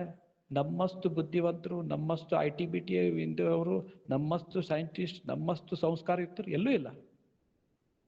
ಹಾಗಾದ್ರೆ ಇವತ್ತು ಕೂಡ ರಸ್ತೆ ಪಕ್ಕದಲ್ಲಿ ಇದು ಮಾರ್ತಾ ಇದ್ದೇವೆ, ನಾವು ಅದನ್ನು ಕೊಳ್ತಾ ಇದ್ದೇವೆ. ಇದರಷ್ಟು ದೊಡ್ಡ ದುರಂತ ಅಂದ್ರೆ ನಾವು ಯಾವ ಮಟ್ಟಕ್ಕೆ ಆಹಾರಕ್ಕೆ ಗೌರವ ಕೊಡ್ತಾ ಇದ್ದೇವೆ ಅಂದ್ರೆ, ಒಂದು ಕಡೆಗೆ ತಿನ್ನಬೇಕಾದ್ರೂ ಕೂಡ ಅಗೌರವ, ಖರೀದಿ ಮಾಡ್ಬೇಕಾದ್ರೆ ಅಗೌರವ, ಬೆಳೆಸೋನಿಗೂ ಅಗೌರವ. ಸೊ ಏನಾಗಿದೆ ಅಂತ ಹೇಳಿದ್ರೆ, ಹೀಗಾಗಿ ಏನಾಗಿದೆ ಅಂದ್ರೆ ಆ ರೈತನಿಗೆ ತನ್ನ ಪಾತ್ರ ಏನಂತ ಅರ್ಥನೇ ಆಗ್ಲಿಲ್ಲ. ಯಾಕಂದ್ರೆ ಅವನೊಬ್ಬ ಆರ್ಡಿನರಿ ಮನುಷ್ಯ ಆಗ್ಬಿಟ್ಟಿದ್ದಾನೆ, ಎಲ್ಲೂ ಸಲ್ಲದವನು ಕೃಷಿಕನಾಗ್ತಾ ಇದ್ದಾನೆ. ಇವತ್ತು ಭತ್ತದ ತೆಗೆದುಕೊಳ್ಳೋಣ ನಾವು. ನಾನು ಕಳೆದ ವರ್ಷ ಒಂದು ಭಾಷಣದಿಂದ 6 ವರ್ಷದ ಹಿಂದೆ ಮಾತಾಡಿದ್ದೆ. ಇವತ್ತು ನಾವು ಎಲ್ಲ ಕಡೆಗೆ ನೀರಿನ ಕೊರತೆ ನಮ್ಮ ಮಲೆನಾಡಿನಲ್ಲಿ ಹೇಳ್ತೇವೆ. ಭತ್ತ ಬೆಳೆಸ್ತಿದ್ವಿ ನಾವು. ಭತ್ತ ಬೆಳೆಸ್ತಾ ಇದ್ದ ಅವಾಗ ನೀರಿನ ಕೊರತೆನೇ ಇಲ್ಲಾಗಿತ್ತು ನಮ್ಗೆ. ಸೊ ಇವತ್ತು ಭತ್ತ ಯಾಕೆ ಬೆಳೆಸ್ತಾ ಇಲ್ಲ ಜನ? ಅವನಿಗೆ ವರ್ಕೌಟೇ ಆಗೋದಿಲ್ಲ. ಇವತ್ತು ಭತ್ತವನ್ನು ಅವನು ಏನು 15, 20, 25 ರೂಪಾಯಿ ಕೊಟ್ರೆ ಅವನು ಸಂಸಾರ ನಡೆಸ್ಲಿಕ್ಕೆ ಆಗೋದಿಲ್ಲ. 1 ಎಕರೆಗೆ ಸರಿಯಾಗಿ 1 ಲಕ್ಷ ರೂಪಾಯಿ ದುಡಿಲಿಕ್ಕೆ ಆಗೋದಿಲ್ಲ ಅವನ ಹತ್ರ. ಆವಾಗ ಅವನು ಏನ್ ಮಾಡ್ಬೋದು? ತಿಂಗಳಿಗೆ ಒಂದು 5,000 ರಿಂದ 6,000 ರೂಪಾಯಿ ಸಿಗೋದಂತ ಒಬ್ಬ ರೈತ ತನ್ನ ಮಕ್ಕಳಿಗೆ ಏನು ಶಿಕ್ಷಣ ಕೊಡ್ಬೋದು? ಅವನ ಮಕ್ಕಳಿಗೆ ಏನು ವ್ಯವಸ್ಥೆ ಕೊಡ್ಬೋದು? ಅವನು ಎಲ್ಲಿಂದ ಏನು ಕೊಡ್ಬೋದು? ಸೊ ದೇಶ ರಕ್ಷಣೆ ಮಾಡುವ ಸೈನಿಕ, ಅದರ ನಂತರ ನಮ್ಗೆ ಆಹಾರ ಕೊಡುವಂತ ರೈತನಿಗೆ ಏನು ವ್ಯತ್ಯಾಸ ಇಲ್ಲ ಅನ್ಸುತ್ತೆ ನನಗೆ. ಈ 2 ಜನ ಮಹಾನ್. ಅದಕ್ಕೆ ನಮ್ಮ ಲಾಲ್ ಬಹದ್ದೂರ್ ಶಾಸ್ತ್ರಿ ಅವರು ಜೈ ಜವಾನ್ ಜೈ ಕಿಸಾನ್ ಅಂತ ಹೇಳಿದ್ದು 100% ಕರೆಕ್ಟ್ ಇದೆ. ಇವತ್ತು ಕಲ್ಪನೆ ಮಾಡ್ರಿ, ಅಲ್ಲಿ ಬೆಳೆದ ವಸ್ತು ನೀವು ಮಾರ್ಕೆಟಿಗೆ ಬರ್ತದೆ, ಅಲ್ಲಿ ಬರೆದಿರ್ತಾರೆ. ಈಗ ಬಹಳ ಜನ ಹೇಳ್ತಾರೆ ನಾವು ಅದ್ರ ಮೇಲೆ ಹಾಗೆ ಬರಿಬೇಕು, ಹೀಗೆ ಬರಿಬೇಕು, ಅದನ್ನು ಮಾಡಬೇಕು, ಇದನ್ನು ಮಾಡಬೇಕು ಅಂತ ಹೇಳಿ. ನೋಡಿ, ಅದರ ಮೇಲೆ ಬರ್ತಿದ್ದಿದೆ 45 ದಿವಸದಕ್ಕಿಂತ ಮೊದಲೇ ಇದನ್ನು ಸ್ಪ್ರೇ ಮಾಡಿದ್ರೆ ಆ ವಿಷ ದೇಹಕ್ಕೆ ಹೋಗ್ತದೆ ಅಂತೇಳಿ. ಅದು ಇಂಗ್ಲಿಷ್ನಲ್ಲಿ ಇರ್ತದೆ, ಹಿಂದಿಯಲ್ಲಿ ಇರ್ತದೆ, ಕನ್ನಡದಲ್ಲಿ ಇರ್ತದೆ. ಎಷ್ಟು ಸಣ್ಣದ ಅಂತ ಹೇಳಿದ್ರೆ ಚಸ್ಮಾ ಹಾಕಿದ್ರು ಕಾಣೋದಿಲ್ಲ, ಅಷ್ಟು ಸಣ್ಣದಾಗಿ ಬರೆದಿರ್ತಾರೆ. ಕಾಲಿಫ್ಲವರ್ ತಗೊಂಡು ಬರ್ತಾನೆ ಅವನು, ಬೆಂಡೆಕಾಯಿ ತಗೊಂಡು ಬರ್ತಾನೆ, ಬೇರೆ ಬೇರೆ ಸೊಪ್ಪುಗಳನ್ನು ತಗೊಂಡು ಬರ್ತಾನೆ, ಸ್ಪ್ರೇ ಕೊಡ್ತಾನೆ. ಇವತ್ತು ಕೂಡ ಬೆಲ್ಲದಿಂದ ಹಿಡಿದು ಆರಂಭ ಆಗಿದ್ದು ಎಲ್ಲವೂ ಕೇವಲ 1% ಎಲ್ಲೋ ಇದೆ. ಸೊ ಹಾಗಾಗಿ ನಾನು ಕೆಲವು ದಿವಸಗಳ ಹಿಂದೆ ಈ ರೈತರು ನಮ್ಮ ಹತ್ರ ಬಂದಿದ್ರು ಬಹಳ ಜನ. ಸರ್, ನೀವು ನಮಗೆ ಆರ್ಗ್ಯಾನಿಕ್ ಫಾರ್ಮಿಂಗ್ ಬಗ್ಗೆ ಹೇಳ್ತಾ ಇದ್ದೀರಿ, ಒಂದು ಕೆಲಸ ಮಾಡಿ, ನಾವು ಮತ್ತೆ ಒಂದು ಆರಂಭ ಮಾಡೋಣ, ಒಂದು ಟೀಮ್ ಆಗಿ. ನಾವು ಭತ್ತ ಬೇಕಾದ್ರೆ ಭತ್ತ ಬೆಳೆಸ್ತೇವೆ, ರಾಗಿ ಬೇಕಾದ್ರೆ ರಾಗಿ ಬೆಳೆಸ್ತೇವೆ, ಗೋಧಿ ಬೇಕಾದ್ರೆ ಗೋಧಿ ಬೆಳೆಸ್ತೇವೆ, ಆದರೆ ಇದಕ್ಕೆ ಮಾರ್ಕೆಟ್ ಕೊಡಿ ಅಂತೇಳಿ. ನೋಡಿ, ನಾವು ಸ್ಟೀವಿಯಾ ಬೆಳೆಸಿದ್ವಿ. ಇದೇ ರೀತಿ ಬೆಳೆದವಾಗ ಸ್ಟೀವಿಯಾ ಒಂದು ಔಷಧಿ ಕಂಪನಿಯವರು ಕಾಂಟ್ರಾಕ್ಟ್ ಮಾಡ್ಕೊಂಡ್ರು ನಮ್ಮ ಹತ್ರ. ನೀವು ಬೆಳೆದ ಅಷ್ಟು ಸ್ಟೀವಿಯಾ ಅಂದ್ರೆ sugar free, calorie free sugar, ಈ ತುಳಸಿ ಎಲೆ ಇದ್ದಂಗಿರ್ತದೆ. ಬೆಳೆದ ನಂತರ ಕಾಂಟ್ರಾಕ್ಟ್ ಆಯ್ತು, ಎಲ್ಲ ಆಯ್ತು, ಫೈನಲ್ ಆಯ್ತು. ನಾವು ಮಾರ್ಲಿಕ್ಕೆ ಹೋದ ಕೂಡಲೇ ನಮಗೆ 300 ರೂಪಾಯಿಗೆ ತಗೊಳ್ತೇನೆ ಅಂತ ಹೇಳಿ ಆಶ್ವಾಸನೆ ಕೊಟ್ಟವರು ಖರೀದಿನೇ ಮಾಡಲಿಲ್ಲ. ಖರೀದಿನೇ ಮಾಡದೇ ಇದ್ದಾವಾಗ ನಾವು ಅದನ್ನು ಹೋರಾಟ ಮಾಡ್ಲಿಕ್ಕೆ ಹೋದ್ವಿ. ಯಾರೂ ನಮಗೆ ಹೋರಾಟದಲ್ಲಿ ಇದನ್ನು ಸಿಗ್ಲಿಲ್ಲ. ಅದು ನೀವು ಅನಾಲಿಸಿಸ್ ಮಾಡಬೇಕು, ಹಾಗೆ ಮಾಡಬೇಕು, ಹೀಗೆ ಮಾಡ್ಬೇಕಂತ ಹೇಳಿದ್ರು. ನಮ್ಮಲ್ಲಿ ಅನಾಲಿಸಿಸ್ ಅಂತ ಹೇಳಿದ್ರೆ ಏನಂತ ಗೊತ್ತಿಲ್ಲ ರೈತರಿಗೆ ಪಾಪ. ಆ ಎಲೆ ತೂಕ ಮಾಡೋದು ಗೊತ್ತಿದೆ ಅವನಿಗೆ. ಸೊ ನೋಡಿ, ಆ ಸ್ಟೀವಿಯಾ ತಗೊಂಡು ಹೋದ್ವಿ ನಾವು. ಅದರಲ್ಲಿ ರೆಸಿಡ್ಯೂ ಎಷ್ಟಿದೆ, ಏನಿದೆ ಅದನ್ನು ತೋರಿಸಿದ್ರೆ ಮಾತ್ರ ಕೊಡ್ತೇವೆ ಅಂತೇಳಿ. ಕಡೆಗೆ ನೀವೇ ಟೆಸ್ಟ್ ಮಾಡ್ರಿ ಅಂತ ಕೊಟ್ವಿ. ಯಾಕಂದ್ರೆ ಇನ್ನೋಸೆನ್ಸ್ ಎಲ್ಲೂ ಇಲ್ಲ ನಮ್ಮ ಕರ್ನಾಟಕದಲ್ಲಿ, ನಮ್ಮಂತೂ ಜಿಲ್ಲೆಯಲ್ಲಿ ಎಲ್ಲೂ ಇಲ್ಲ. ನಂತರ ನಾವು ಅಲ್ಲಿ ಕೊಟ್ಟ ನಂತರ ಇಷ್ಟು ವಿಚಿತ್ರ ಆಯ್ತು ಅಂತ ಹೇಳಿದ್ರೆ, ಅದರಲ್ಲಿ ಹಾಗಿದೆ ಹೀಗಿದೆ, ಹಾಗಾಗಿ ನಮ್ಮ ಹತ್ರ ತಗೊಳ್ಳಿಕ್ಕೆ ಆಗೋದಿಲ್ಲ ಅಂತ ಹೇಳಿ ಬಂತು. ಸೊ ನಾವಿದನ್ನು ಗುರುತಿಸೋಣ ಅಂತ ಹೇಳಿದ್ರೆ ನಮ್ಗೆ ಲ್ಯಾಬ್ಗಳಿಲ್ಲ. ಇದು ಪಾರ್ಟ್ 1. ಈಗ ಗ್ರಾಹಕರ ಸೈಡ್ನಲ್ಲಿ ವಿಚಾರ ಮಾಡ್ಲಿಕ್ಕೆ ಹೋದ್ರೆ ನೋಡಿ, ಕೃಷಿಯಲ್ಲಿ ನಾನು ತರಕಾರಿ ಬೆಳೆಸಿದ್ದೇನೆ, ಇದು ಆರ್ಗ್ಯಾನಿಕ್ ಹೌದೋ ಅಲ್ಲ ಅಂತ ಹೇಳಿ ನಾನು ಪ್ರಸ್ತುತಪಡಿಸೋಣ ಅಂತ ಹೇಳಿದ್ರೆ ನನ್ನ ಊರಿನಲ್ಲಿ ಎಲ್ಲೂ ಲ್ಯಾಬ್ಗಳಿಲ್ಲ, ನನ್ನ ಹಳ್ಳಿಗಳಲ್ಲಿ ಎಲ್ಲೂ ಲ್ಯಾಬ್ ಇಲ್ಲ.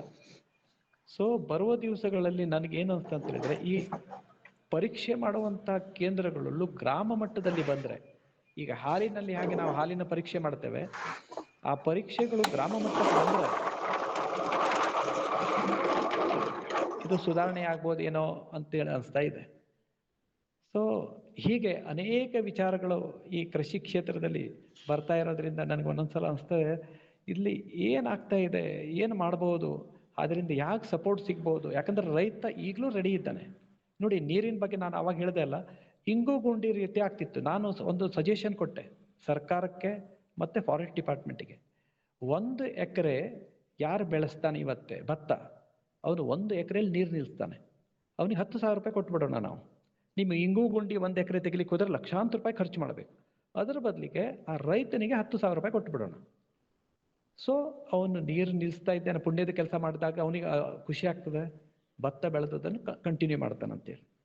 ಆದರೆ 20 ವರ್ಷದಿಂದ ಕಂಠಶೋಷಣೆ ಆಯ್ತು ಹೊರತು ಯಾರೂ ಅದನ್ನು ಕೇಳ್ಕೊಳ್ಳೇ ಇಲ್ಲ. ಸೊ ಈ ರೀತಿ ಅನೇಕ ವಿಚಾರಗಳನ್ನು ಹೇಳ್ತಾ ಕೊನೆಯದಾಗಿ ಒಂದು ಮಾತು ನಾನು ಹೇಳಲಿಕ್ಕೆ ಇಚ್ಛೆ ಪಡ್ತೇನೆ. ಇವತ್ತು ಏನಾಗಿದೆ ಅಂತ ಹೇಳಿದ್ರೆ, ಅನೇಕ ಕಡೆ ಈ ಗುಲಾಬ್ ಜಾಮೂನ್ ಮಾಡೋದು ಬಗ್ಗೆ ಬಂತಂತೆ ಟಿವಿಯಲ್ಲಿ, ಪುಸ್ತಕದಲ್ಲಿ. ಆ ಹೆಣ್ಮಗಳು ಪಾಪ ಆ ಟಿವಿ ಆನ್ ಮಾಡಿದ್ಲು, ಪುಸ್ತಕ ಇದನ್ನು ಮಾಡಿಕೊಂಡ್ಲು, ಈ ಮೊದಲೇ ಅಲ್ಲಿ ಆಕಾಶವಾಣಿ ಕಾರ್ಯಕ್ರಮಗಳನ್ನು ಕೇಳ್ಕೊಂಡ್ಲು, ಮತ್ತೆ ಆರಂಭ ಮಾಡಿದ್ಲು. ಮೊದಲೇ ಗ್ಯಾಸ್ ಆನ್ ಮಾಡಿದ್ರಿ, ಗ್ಯಾಸ್ ಮಾಡಿದ್ದು, ಪಾತ್ರೆಯನ್ನಿಡ್ರಿ, ಪಾತ್ರೆಯನ್ನಿಟ್ರು. ಈಗ ಅದರಲ್ಲಿ ಸಕ್ಕರೆಯನ್ನು ಹಾಕ್ರಿ, ಸಕ್ಕರೆಯನ್ನು ಹಾಕಿದ್ರು, ನೀರನ್ನು ಹಾಕ್ರಿ, ನೀರನ್ನು ಹಾಕಿದ್ರು. ಈಗ ಅದನ್ನು ಕಲಿಸ್ರಿ, ಪಾಕವು ತಯಾರಾಯಿತು. ಅಷ್ಟು ಹೇಳೋದ್ರಲ್ಲಿ ಮತ್ತೊಂದು ಇದರಲ್ಲಿ ನೀವು ಮತ್ತೊಂದು ಪಾತ್ರೆ ಇಡಿ, ಅದರಲ್ಲಿ ಎಣ್ಣೆಯನ್ನು ಹಾಕ್ರಿ ಅಂತೇಳಿ ಎಣ್ಣೆಯನ್ನು ಹಾಕಿದ್ಲು. ಅದರ ನಂತರ ಹಿಟ್ಟನ್ನು ಚೆನ್ನಾಗಿ ಕಲಿಸ್ರಿ ಅಂತ ಹೇಳಿದ್ರು, ಕಲಿಸಿದ್ಲು. ಈಗ ಒಂದೊಂದೇ ಉಂಡೆಗಳನ್ನು ಇದರಲ್ಲಿ ಹಾಕ್ರಿ ಅಂತ ಹೇಳಿದ್ರು, ಹಾಕಿದ್ಲು. ಅದರ ನಂತರ ಅದನ್ನು ತೆಗೆದು ಸಕ್ಕರೆ ಪಾಕದಲ್ಲಿ ಹಾಕ್ರಿ ಅಂತ ಹೇಳಿದ್ರು, ಸಕ್ಕರೆ ಪಾಕದಲ್ಲಿ ಹಾಕಿದ್ರು. ನಂತರ ಬಂದ ಅತಿಥಿಗೆ ಅದನ್ನು ಕೊಟ್ಟರು. ಆ ಗುಲಾಬ್ ಜಾಮೂನು ತಿಂದಾವಾಗ ಅವರಿಗೆ ಹಲ್ಲು ಮುರಿದೇ ಹೋಯ್ತು, ಯಾಕಂದರೆ ಕಟ್ಟಿಗೆ ಅಷ್ಟು ಗಟ್ಟಿಯಾಗಿತ್ತು. ಅಂದರೆ ಕಾರಣ ಏನಂತ ಹೇಳಿದ್ರೆ, ಅಲ್ಲಿ ಏನಾಗಬೇಕಿತ್ತು ಅಂತ ಹೇಳಿದ್ರೆ 1 by 1 ಹೇಗೆ ಮಾಡಬೇಕನ್ನೋದು ಕಲ್ಪನೆ ಇಲ್ಲಾಗಿತ್ತು. ಹಾಗಾಗಿ ಏನಾಯ್ತು ಅಂತ ಹೇಳಿದ್ರೆ, ಪ್ರಾಕ್ಟಿಕಲಿ ಮೊದಲೇ ಆ ಉಂಡೆಗಳನ್ನು ಮಾಡ್ಕೊಳ್ಬೇಕಿತ್ತು, ನಂತರ ನಿಧಾನವಾಗಿ ಅದನ್ನು ಸಕ್ಕರೆ ಪಾಕ ರೆಡಿ ಇಟ್ಕೊಳ್ಬೇಕಿತ್ತು, ಅದನ್ನು ಕೆಂಪಾಗುವಷ್ಟರಲ್ಲೇ ಅದನ್ನು ತೆಗೆದು ಹಾಕ್ಕೊಳ್ಬೇಕಿತ್ತು. ಇಂಥದ್ದು ಅನೇಕ ನಾವು ಇದನ್ನು ಉದಾಹರಣೆಗಳನ್ನು ಇದರಲ್ಲಿ ಕೊಡ್ಬೋದು. ಹಾಗಾಗಿ ರೈತನಿಗೆ ಏನಾಗಿದೆ ಅಂತ ಹೇಳಿದ್ರೆ, ಅವನಿಗೆ ಏನು ಮಾಡಬೇಕನ್ನೋದು, ಯಾಕಂದ್ರೆ ಸ್ಕಿಲ್ಡ್ ಇಲ್ಲ ಅವನು. ಮತ್ತೆ ಇಷ್ಟು ದಿವಸ ಮಾಡ್ತಾ ಇರೋದು, ಈಗ ಕೆಲವು ರೈತರು ಹೇಳ್ತಾ ಇದ್ದಾರೆ, ಸರ್ ನಾವು ಮೊದಲು ಗೊಬ್ಬರ ಹೀಗೆ ತಯಾರು ಮಾಡ್ತಿದ್ವಲ್ಲ, ನೀವೇ ಬೇಡ ಅಂತ ಹೇಳಿದ್ರಿ, ಈಗ ನೀವು ಅದನ್ನು ಬೇಡ ಇದನ್ನು ಮಾಡ್ರಿ ಅಂತ ಹೇಳ್ತಾ ಇದ್ದೀರಿ. ಈ ರೀತಿಯ ಎಲ್ಲೋ ಒಂದು ಕಡೆಗೆ ಕನ್ಫ್ಯೂಸ್ಡ್ ಫಾರ್ಮ್ನಲ್ಲಿ ಬರ್ತಾ ಇದ್ದಾವೆ. ಹಾಗಾಗಿ ನಾನು ಗ್ರಾಹಕ ಪಂಚಾಯತ್ದ ಈ ಪಕ್ವಾಡದಲ್ಲಿ ಇಲ್ಲಿ ಮೂಲಕ ನಾನು ಹೇಳೋದಿಷ್ಟೇ, ರೈತನಿಗೆ ನಾವು ಸಪೋರ್ಟ್ ಮಾಡೋದಿದ್ರೆ ಅವನು ಉತ್ಪಾದನೆಗೆ ಒಂದು ಒಳ್ಳೆ ರೇಟ್ ಕೊಡಲೇಬೇಕು. ನಾವು ತರಕಾರಿ ಇವತ್ತು ನೋಡಿ, ನೀವು ಬಾಳೆಹಣ್ಣಿನ ಬಗ್ಗೆ ಹೇಳ್ತೇನೆ. ನಾನು ನಿನ್ನೆ 2 ದಿವಸ ಪ್ರವಾಸ ಮಾಡ್ಕೊಂಡು ಬಂದೆ. ಬೆಂಗಳೂರಿನಲ್ಲಿ 60 ರೂಪಾಯಿ, 70 ರೂಪಾಯಿ, 80 ರೂಪಾಯಿ ಬಾಳೆಹಣ್ಣು, ಯಾಲಕ್ಕಿ ಬಾಳೆ. 8 ರೂಪಾಯಿಗೆ ರೈತ ಬಂದು ಕೂತ್ಕೊಂಡಿದ್ದಾನೆ ನಮ್ಮ ಹತ್ರ. 60 ರೈತರು ಕೂತ್ಕೊಂಡಿದ್ದಾರೆ. ಸರ್ 8 ರೂಪಾಯಿ ಕೊಡ್ತೇವೆ, ಎಷ್ಟು ಬೇಕು ತಗೊಂಡು ಹೋಗ್ರಿ ಅಂತೇಳಿ. 200-300 ಟನ್ ಬಾಳೆಕಾಯಿ ಹಣ್ಣು ರೆಡಿ ಇದೆ, ಯಾಲಕ್ಕಿದು 8 ರೂಪಾಯಿ ಕಿಲೋ. ಅವನು 8 ರೂಪಾಯಿ, ಅವನು ಉತ್ಪಾದನಾ ಖರ್ಚು 20, ಅವನು 8 ರೂಪಾಯಿಗೆ ಮಾರ್ತಾ ಇದ್ದಾನೆ. ಏನಾಗಿರ್ಬೋದು ಅವನ ಪರಿಸ್ಥಿತಿ, ವಿಚಾರ ಮಾಡ್ರಿ. ಸೊ ಇದಕ್ಕೆ ಈ ಉತ್ಪಾದನೆಯಲ್ಲಿ ಅವನ ಪಾತ್ರ ಯಾವ ರೀತಿಯಿಂದ ಹೇಳಬೇಕನ್ನೇ ಅರ್ಥ ಆಗಿಲ್ಲ. ಒಂದು ರೀತಿ ಇಷ್ಟು ಶೋಚನೀಯ ಪಾತ್ರ ಇದೆ ಅಂತ ಹೇಳಿದ್ರೆ ಇದು ಒಂದಾಯ್ತು. ಮಾರ್ಲಿಕ್ಕೆ ಹೋದ್ರೆ 8 ರೂಪಾಯಿ ಇರುವಂತ ಬಾಳೆಹಣ್ಣು ಮಂಡಿಗಳಿಗೆ ತಗೊಂಡು ಹೋದ್ರೆ, APMC ಮಾರ್ಕೆಟಿಗೆ ಹೋದ್ರೆ ಒಂದು 2% ಅಂತ ಹೇಳ್ತಾನೆ, 5%, 6% ತಗೊಳ್ತಾನೆ ಕಮಿಷನ್. ಮೊದಲೇ 8 ರೂಪಾಯಿ ಮತ್ತೆ ಮೇಲಿನ ಕಮಿಷನ್. ಈಗ ಏನಾಗ್ತಾ ಇದೆ ಅಂದ್ರೆ, ಬಾಳೆಗೊನೆ ಅಲ್ಲೇ ಹಾಳಾಗಿದೆ ಅಂತೇಳಿ ಕೊಯ್ಲೆ ಮಾಡ್ತಾ ಇಲ್ಲ ರೈತರು. ಸೊ ಹೀಗೆ ಹೇಳಲಿಕ್ಕೆ ಹೋದ್ರೆ ಮೆಣಸಿದೆ, ಟೊಮೆಟೊ ಇದೆ ನೋಡಿ. ಪ್ರತಿ ವರ್ಷ ನಾನು ಸಿಂಪಲ್ ಒಂದು ಇದನ್ನು ಹೇಳ್ತೇನೆ, ಡಿಸೆಂಬರ್ ತಿಂಗಳು, ಜನವರಿ ತಿಂಗಳು ಬಂದ ಕೂಡಲೇ ಬೆಂಗಳೂರಿನಲ್ಲಿ ವಿಧಾನಸೌಧದ ಎದುರಿಗೆ ಟೊಮೆಟೊಗಳನ್ನು ಸುರುಗಿ ರಸ್ತೆ ಮೇಲೆ ಮಾಡ್ತಾರೆ. ಮೇ ತಿಂಗಳು ಬಂದ ಕೂಡಲೇ ಅದೇ ಟೊಮೆಟೊ 100 ರೂಪಾಯಿ. ಇದು ನಾನು ಸ್ವಾತಂತ್ರ್ಯ ಬಂಧನಿಂದ ಕೇಳಿದ್ದು, ಇವತ್ತವರೆಗೆ ಕೇಳ್ತಾ ಇದ್ದೇನೆ. ಹಾಗಾದ್ರೆ ಇದಕ್ಕೆ ಸೊಲ್ಯೂಷನೇ ಇಲ್ಲವಾ ಹಾಗಾದ್ರೆ? ಸೊ ರೈತನಿಗೆ ನಾವು ಹೇಳ್ಬೋದಲ್ಲ, ಹಾಗಾದ್ರೆ ನೀವು ಯಾವ ಟೈಮ್ನಲ್ಲಿ ಬೆಳೆಸ್ಬೋದು, ಯಾವ ಟೈಮ್ನಲ್ಲಿ ಬೆಳೆಸ್ಬೋದು, ಯಾವ ಟೈಮಿಗೆ ರೇಟ್ ಬರುತ್ತೆ, ಯಾವ ಟೈಮಿಗೆ ಬರೋದಿಲ್ಲ, ಅದಕ್ಕೆ ಪ್ರೊಸೆಸ್ ಮಾಡ್ಬೋದು, ಅದಕ್ಕೆ ಕ್ಯಾಚಪ್ ಮಾಡ್ಬೋದು, ಜಾಮ್ ಮಾಡ್ಬೋದು, ಜೆಲ್ಲಿ ಮಾಡ್ಬೋದು, ಏನು ಮಾಡ್ಬೋದು. ಮೌಲ್ಯವರ್ಧನೆಯನ್ನು ನಾವು ರೈತರಿಗೆ ಕಲಿಸ್ಲೇ ಇಲ್ಲ. ಸೊ ರೈತ ಅಂದ್ರೆ ಒಬ್ಬ ಏನೋ ಒಂದು ರೀತಿ ಅವರಿಗೆ ಇಷ್ಟು ಸಬ್ಸಿಡಿ ಕೊಡೋದು, ಅವನೇನೋ ಮಾಡ್ತಾನೆ, ಅವನು ಹಾಗೇ ಇರಲಿ. ಈ ರೀತಿಯ ಒಂದು ವಿಚಿತ್ರ ಮನೋಭಾವನೆ ಬಂದ್ಬಿಟ್ಟಿದೆ. ಅಂದ್ರೆ ಅಲ್ಟಿಮೇಟ್ಲಿ ಏನಾಗಿದೆ ಅಂತ ಹೇಳಿದ್ರೆ, ಆರಂಭದಿಂದ ನಾವು ವಿಚಾರ ಮಾಡ್ತಾ ಬಂದ್ರೆ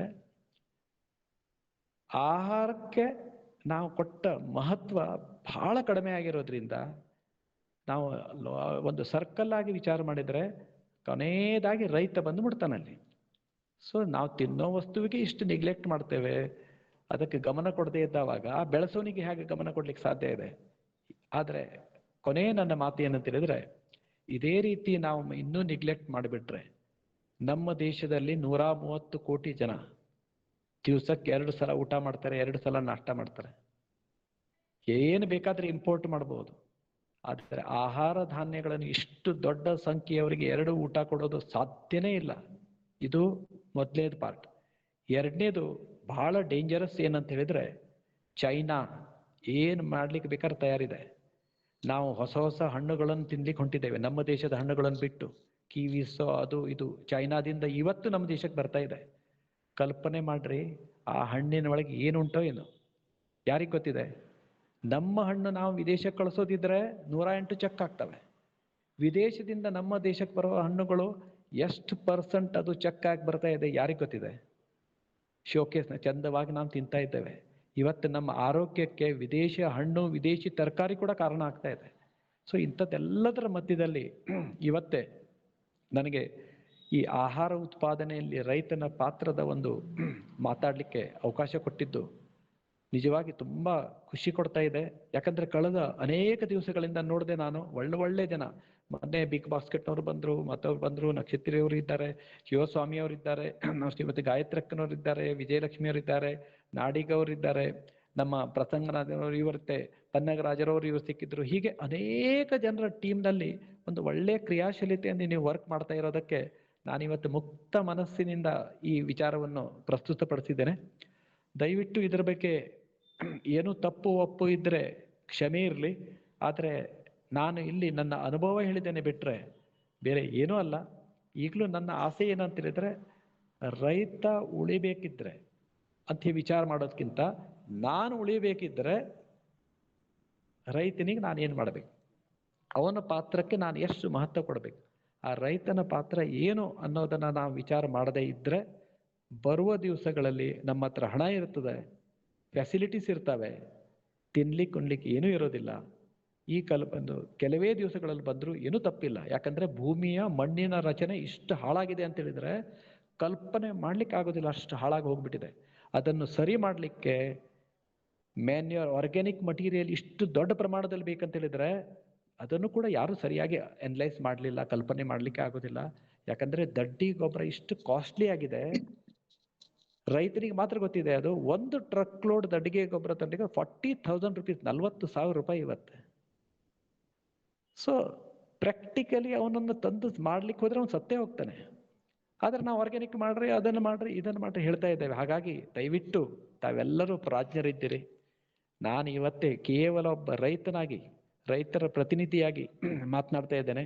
ಒಂದು ಒಳ್ಳೆಯದು ಏನಾಗಿದೆ ಅಂತ ಹೇಳಿದ್ರೆ, ಮೋದಿಯವರು ನಮಗೆ ಒಂದು ಒಳ್ಳೆ ಕಾರ್ಯ ಮಾಡಿದ್ರು. ಆದರೆ ನಾವು ಅನೇಕ ಜನ ರೈತರು ಅದನ್ನು ಒಪ್ಕೊಳ್ಳಿಲ್ಲ. ಎಲ್ಲಿ ಬೇಕಾದ್ರೆ ನಮ್ಮ ವಸ್ತುಗಳನ್ನು ಮಾರ್ರಿ ಅನ್ನೋ ಒಂದು ಒಳ್ಳೆಯ ಒಂದು ಮೆಸೇಜ್ ಕೊಟ್ಟಿದ್ರು, ಅಧಿಕಾರ ಕೂಡ ಕೊಟ್ಟಿದ್ರು, ಸ್ವಾತಂತ್ರ್ಯನೂ ಕೊಟ್ಟಿದ್ರು. ಆದರೆ ನಮ್ಗನ್ಸ್ತದೆ ಅದು ರೈತರ ಮನೆ ಬಾಗಿಲಿಗೆ ಆ ಮೆಸೇಜ್ ಸರಿಯಾಗಿ ಮುಟ್ಲಿಲ್ಲ. ಹಾಗಾಗಿ ಅದು ವಾಪಸ್ ತಗೊಳ್ಬೇಕಾಯ್ತು. ಅದಕ್ಕೆ ಕೆಲವರು ಯಾವ್ಯಾವುದೋ ಪೊಲಿಟಿಕಲ್ ಬಣ್ಣಗಳನ್ನು ಹಚ್ಚಿದ್ರು, ಏನೇನೋ ಮಾಡಿದ್ರು. ನನ್ನ ದೃಷ್ಟಿಯಲ್ಲಿ ನಮ್ಗೆ ನಿಜವಾಗಿ ರೈತರಿಗೆ ಒಂದು ಸ್ವಾತಂತ್ರ್ಯದ ಒಂದು ಕಲ್ಪನೆಯನ್ನು ಕೊಡುವಂತ ಒಂದು ಸಂಧ್ಯಾ ಕಾಲದಲ್ಲಿ ನಾವು ಎಲ್ಲೋ ಒಂದು ಕಡೆ ಸೋತಿವಿ ಅನಿಸ್ತಾ ಇದೆ. ಇದು ಎಲ್ಲವೂ ಕೂಡ ತಾವೆಲ್ಲರೂ ಪ್ರಾಜ್ಞಲಿದ್ದೀರಿ, ವಿಚಾರ ಮಾಡ್ರಿ. ಯಾಕಂದ್ರೆ ಗ್ರಾಹಕ ಶಕ್ತಿ ರಾಷ್ಟ್ರ ಶಕ್ತಿ. ನಾವು ಉತ್ಪಾದನೆ ಎಷ್ಟು ಮಾಡ್ತೇವೆ ಅದು ನಾವು ತಿನ್ನುವಂಥ ವಸ್ತು, ಅದಕ್ಕೆ ಪವಿತ್ರತೆ ಇದೆ. ಅದು ಅನ್ನಂ ಬ್ರಹ್ಮ. ಅದನ್ನು ನಾವು ಸರಿಯಾಗಿ ಸೇವಿಸಬೇಕಾದ್ರೆ ನಮ್ದೆಲ್ಲರ ಜವಾಬ್ದಾರಿ ಇದೆ. ಅದನ್ನು ಆ ಜವಾಬ್ದಾರಿ ತಿಳ್ಕೊಳ್ಳೋಣ ಅಂತ ಹೇಳ್ಕೊಳ್ತಾ ಎಲ್ಲರಿಗೆ ಮತ್ತೊಮ್ಮೆ ಹೃದಯಪೂರ್ವಕವಾಗಿ ನನ್ನ ನಮಸ್ಕಾರ ಸಲ್ಲಿಸ್ತೇನೆ.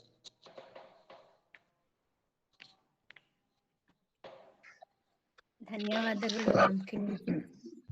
ಈಗ ನಾನು ಶ್ರೀಯುತ ನಕ್ಷತ್ರಿಜಿಯವರನ್ನ ರಾಮಕಿಣಿಜಿ ಕೇಳಿ ಮಾಡಿ. ಏನಾದ್ರೂ ಪ್ರಶ್ನೆಗಳಿದ್ರೆ ಚಾಟ್ ಬಾಕ್ಸ್ ಅಲ್ಲಿ ಹಾಕಿ ಅಥವಾ ಕೇಳಬಹುದು. ಕೇಳಿ, ಪರವಾಗಿಲ್ಲ. ನಂದೊಂದು ಪ್ರಶ್ನೆ ಇದೆ. ಶಿವಸ್ವಾಮೀಜಿ ನೀವು ಅವರು ನಮಸ್ಕಾರ. ರೈತ ಅಂತ ಏನ್ ಹೇಳ್ತಾ ಇದ್ದೀರಾ, ಹಾ, ಆ ರೈತ ಉಳಿದಿಲ್ಲ. ಈಗ ರೈತ ಒಬ್ಬ ಕಾರ್ಮಿಕ ಆಗಿದ್ದಾನೆ. ಕರೆಕ್ಟ್, ಹೌದು. ರೈತ ಹಿ has become A labourer. 100%. He has become A labourer. ಆಮೇಲೆ ಏನೊಂದು ಆಬ್ಸೆಂಟಿ ರೈತರೇನಿದ್ದಾರೆ, ರಾಜಕಾರಣಿಗಳಿದ್ದಾರೆ, ಇಂಡಸ್ಟ್ರಿಯಲಿಸ್ಟ್ ಇದ್ದಾರೆ, ಆಮೇಲೆ ಟ್ರಾನ್ಸ್ಪೋರ್ಟ್ ಏಜೆಂಟ್ಸ್ ಇದ್ದಾರೆ. ಇವರುಗಳು ಈ ನಿಮ್ಮ ಕ್ಷೇತ್ರವನ್ನ ಕಂಟ್ರೋಲ್ ಮಾಡ್ತಾ ಇರೋರು. ಹೌದು. ಯಾರು ರೈತ ಕಂಟ್ರೋಲ್ ಮಾಡ್ತಾ ಇಲ್ಲ. ರೈತ has become only agricultural labourer. ಆಮೇಲೆ ನಮ್ಮ ಅಗ್ರಿಕಲ್ಚರಲ್ ಸೈಂಟಿಸ್ಟ್ ಏನೊಂದು ತಯಾರಾಗ್ತಾ ಇದ್ದಾರೆ, ಅವರೆಲ್ಲ ನಮ್ಮ ವೆಸ್ಟರ್ನ್ ಐಡಿಯಾಸ್ ನ ನಮ್ಮ ದೇಶಕ್ಕೆ ತರೋದಕ್ಕೆ ಪ್ರಯತ್ನ ಮಾಡ್ತಾ ಇದ್ದಾರೆ.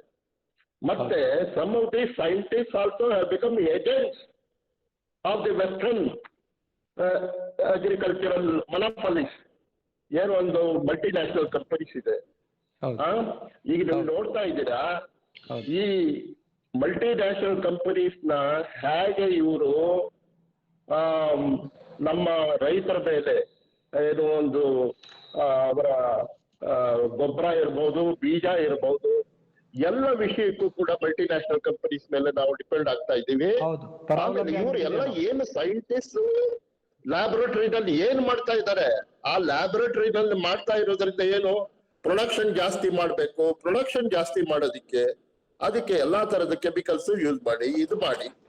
ಆದ್ರೆ ನೀವ್ ಹೇಳ್ದ ಹಾಗೆ ನಮ್ಮ ಏನೊಂದು ಪುರಾತನವಾದಂತಹ ಒಂದು ಇದಿತ್ತು, ಅನ್ನ ಬ್ರಹ್ಮ ರಸೋ ವಿಷ್ಣು ಭೋಕ್ತಾ ಮಹೇಶ್ವರ. ಯಾರು ಊಟ ಮಾಡ್ತಾನೆ ಅವನಿಗೆ ಮಹೇಶ್ವರನ ಒಂದು ಈಶ್ವರನ ಕಲ್ಪನೆ ಇದಕ್ಕೆ ತಗೊಂಡೋಗಿದ್ವಿ. ಆದ್ರೆ ಈಗ ಏನಾಗಿದೆ, ಆ ಭೋಕ್ತನಿಗೆ ರೀಚ್ ಆಗ್ಬೇಕಾದ್ರೆ ಏನೇನ್ ಆಗ್ತಾ ಇದೆ, ಕಡೆಗೆ ಮೋಸ ಆಗೋದು ಯಾರಿಗೆ? ಯಾರು ಒಬ್ಬ ರೈತ ಏನಿದ್ದಾರೆ ಲೇಬರರು, ಮತ್ತೆ ಭೋಕ್ತ ಏನಿದ್ದಾರೆ, ಇವರಿಬ್ಬರಿಗೆ ಮೋಸ ಆಗ್ತಾ ಇದೆ, ಮಧ್ಯದವರಿಗೆ ಲಾಭ ಆಗ್ತಾ ಇದೆ. ಅದೊಂದು ಎರಡು ಮಾತು ಹೇಳಿದೆ. ಇಲ್ಲ, ನಿಜವಾಗಿದೆ. ನಾನು ಇದನ್ನು ಅನುಭವಿಸಿದ್ದೇನೆ. ನಾನು ಕೂಡ ಇವತ್ತಿಷ್ಟು ಒಳ್ಳೆ ಕುರ್ಚಿಯಲ್ಲಿ ಕುತ್ಕೊಂಡು ಇಲ್ಲೆಲ್ಲ ಮಾತಾಡ್ಬೇಕಾದ್ರೆ ರೈತನಾಗಿ ಇಲ್ಲ, ನನ್ನ ಕೂಡ ಕೆಲವು ಜಮೀನು ಮಾರಿ ಬಂದಿದ್ದೇನೆ ನಾನೀಗ.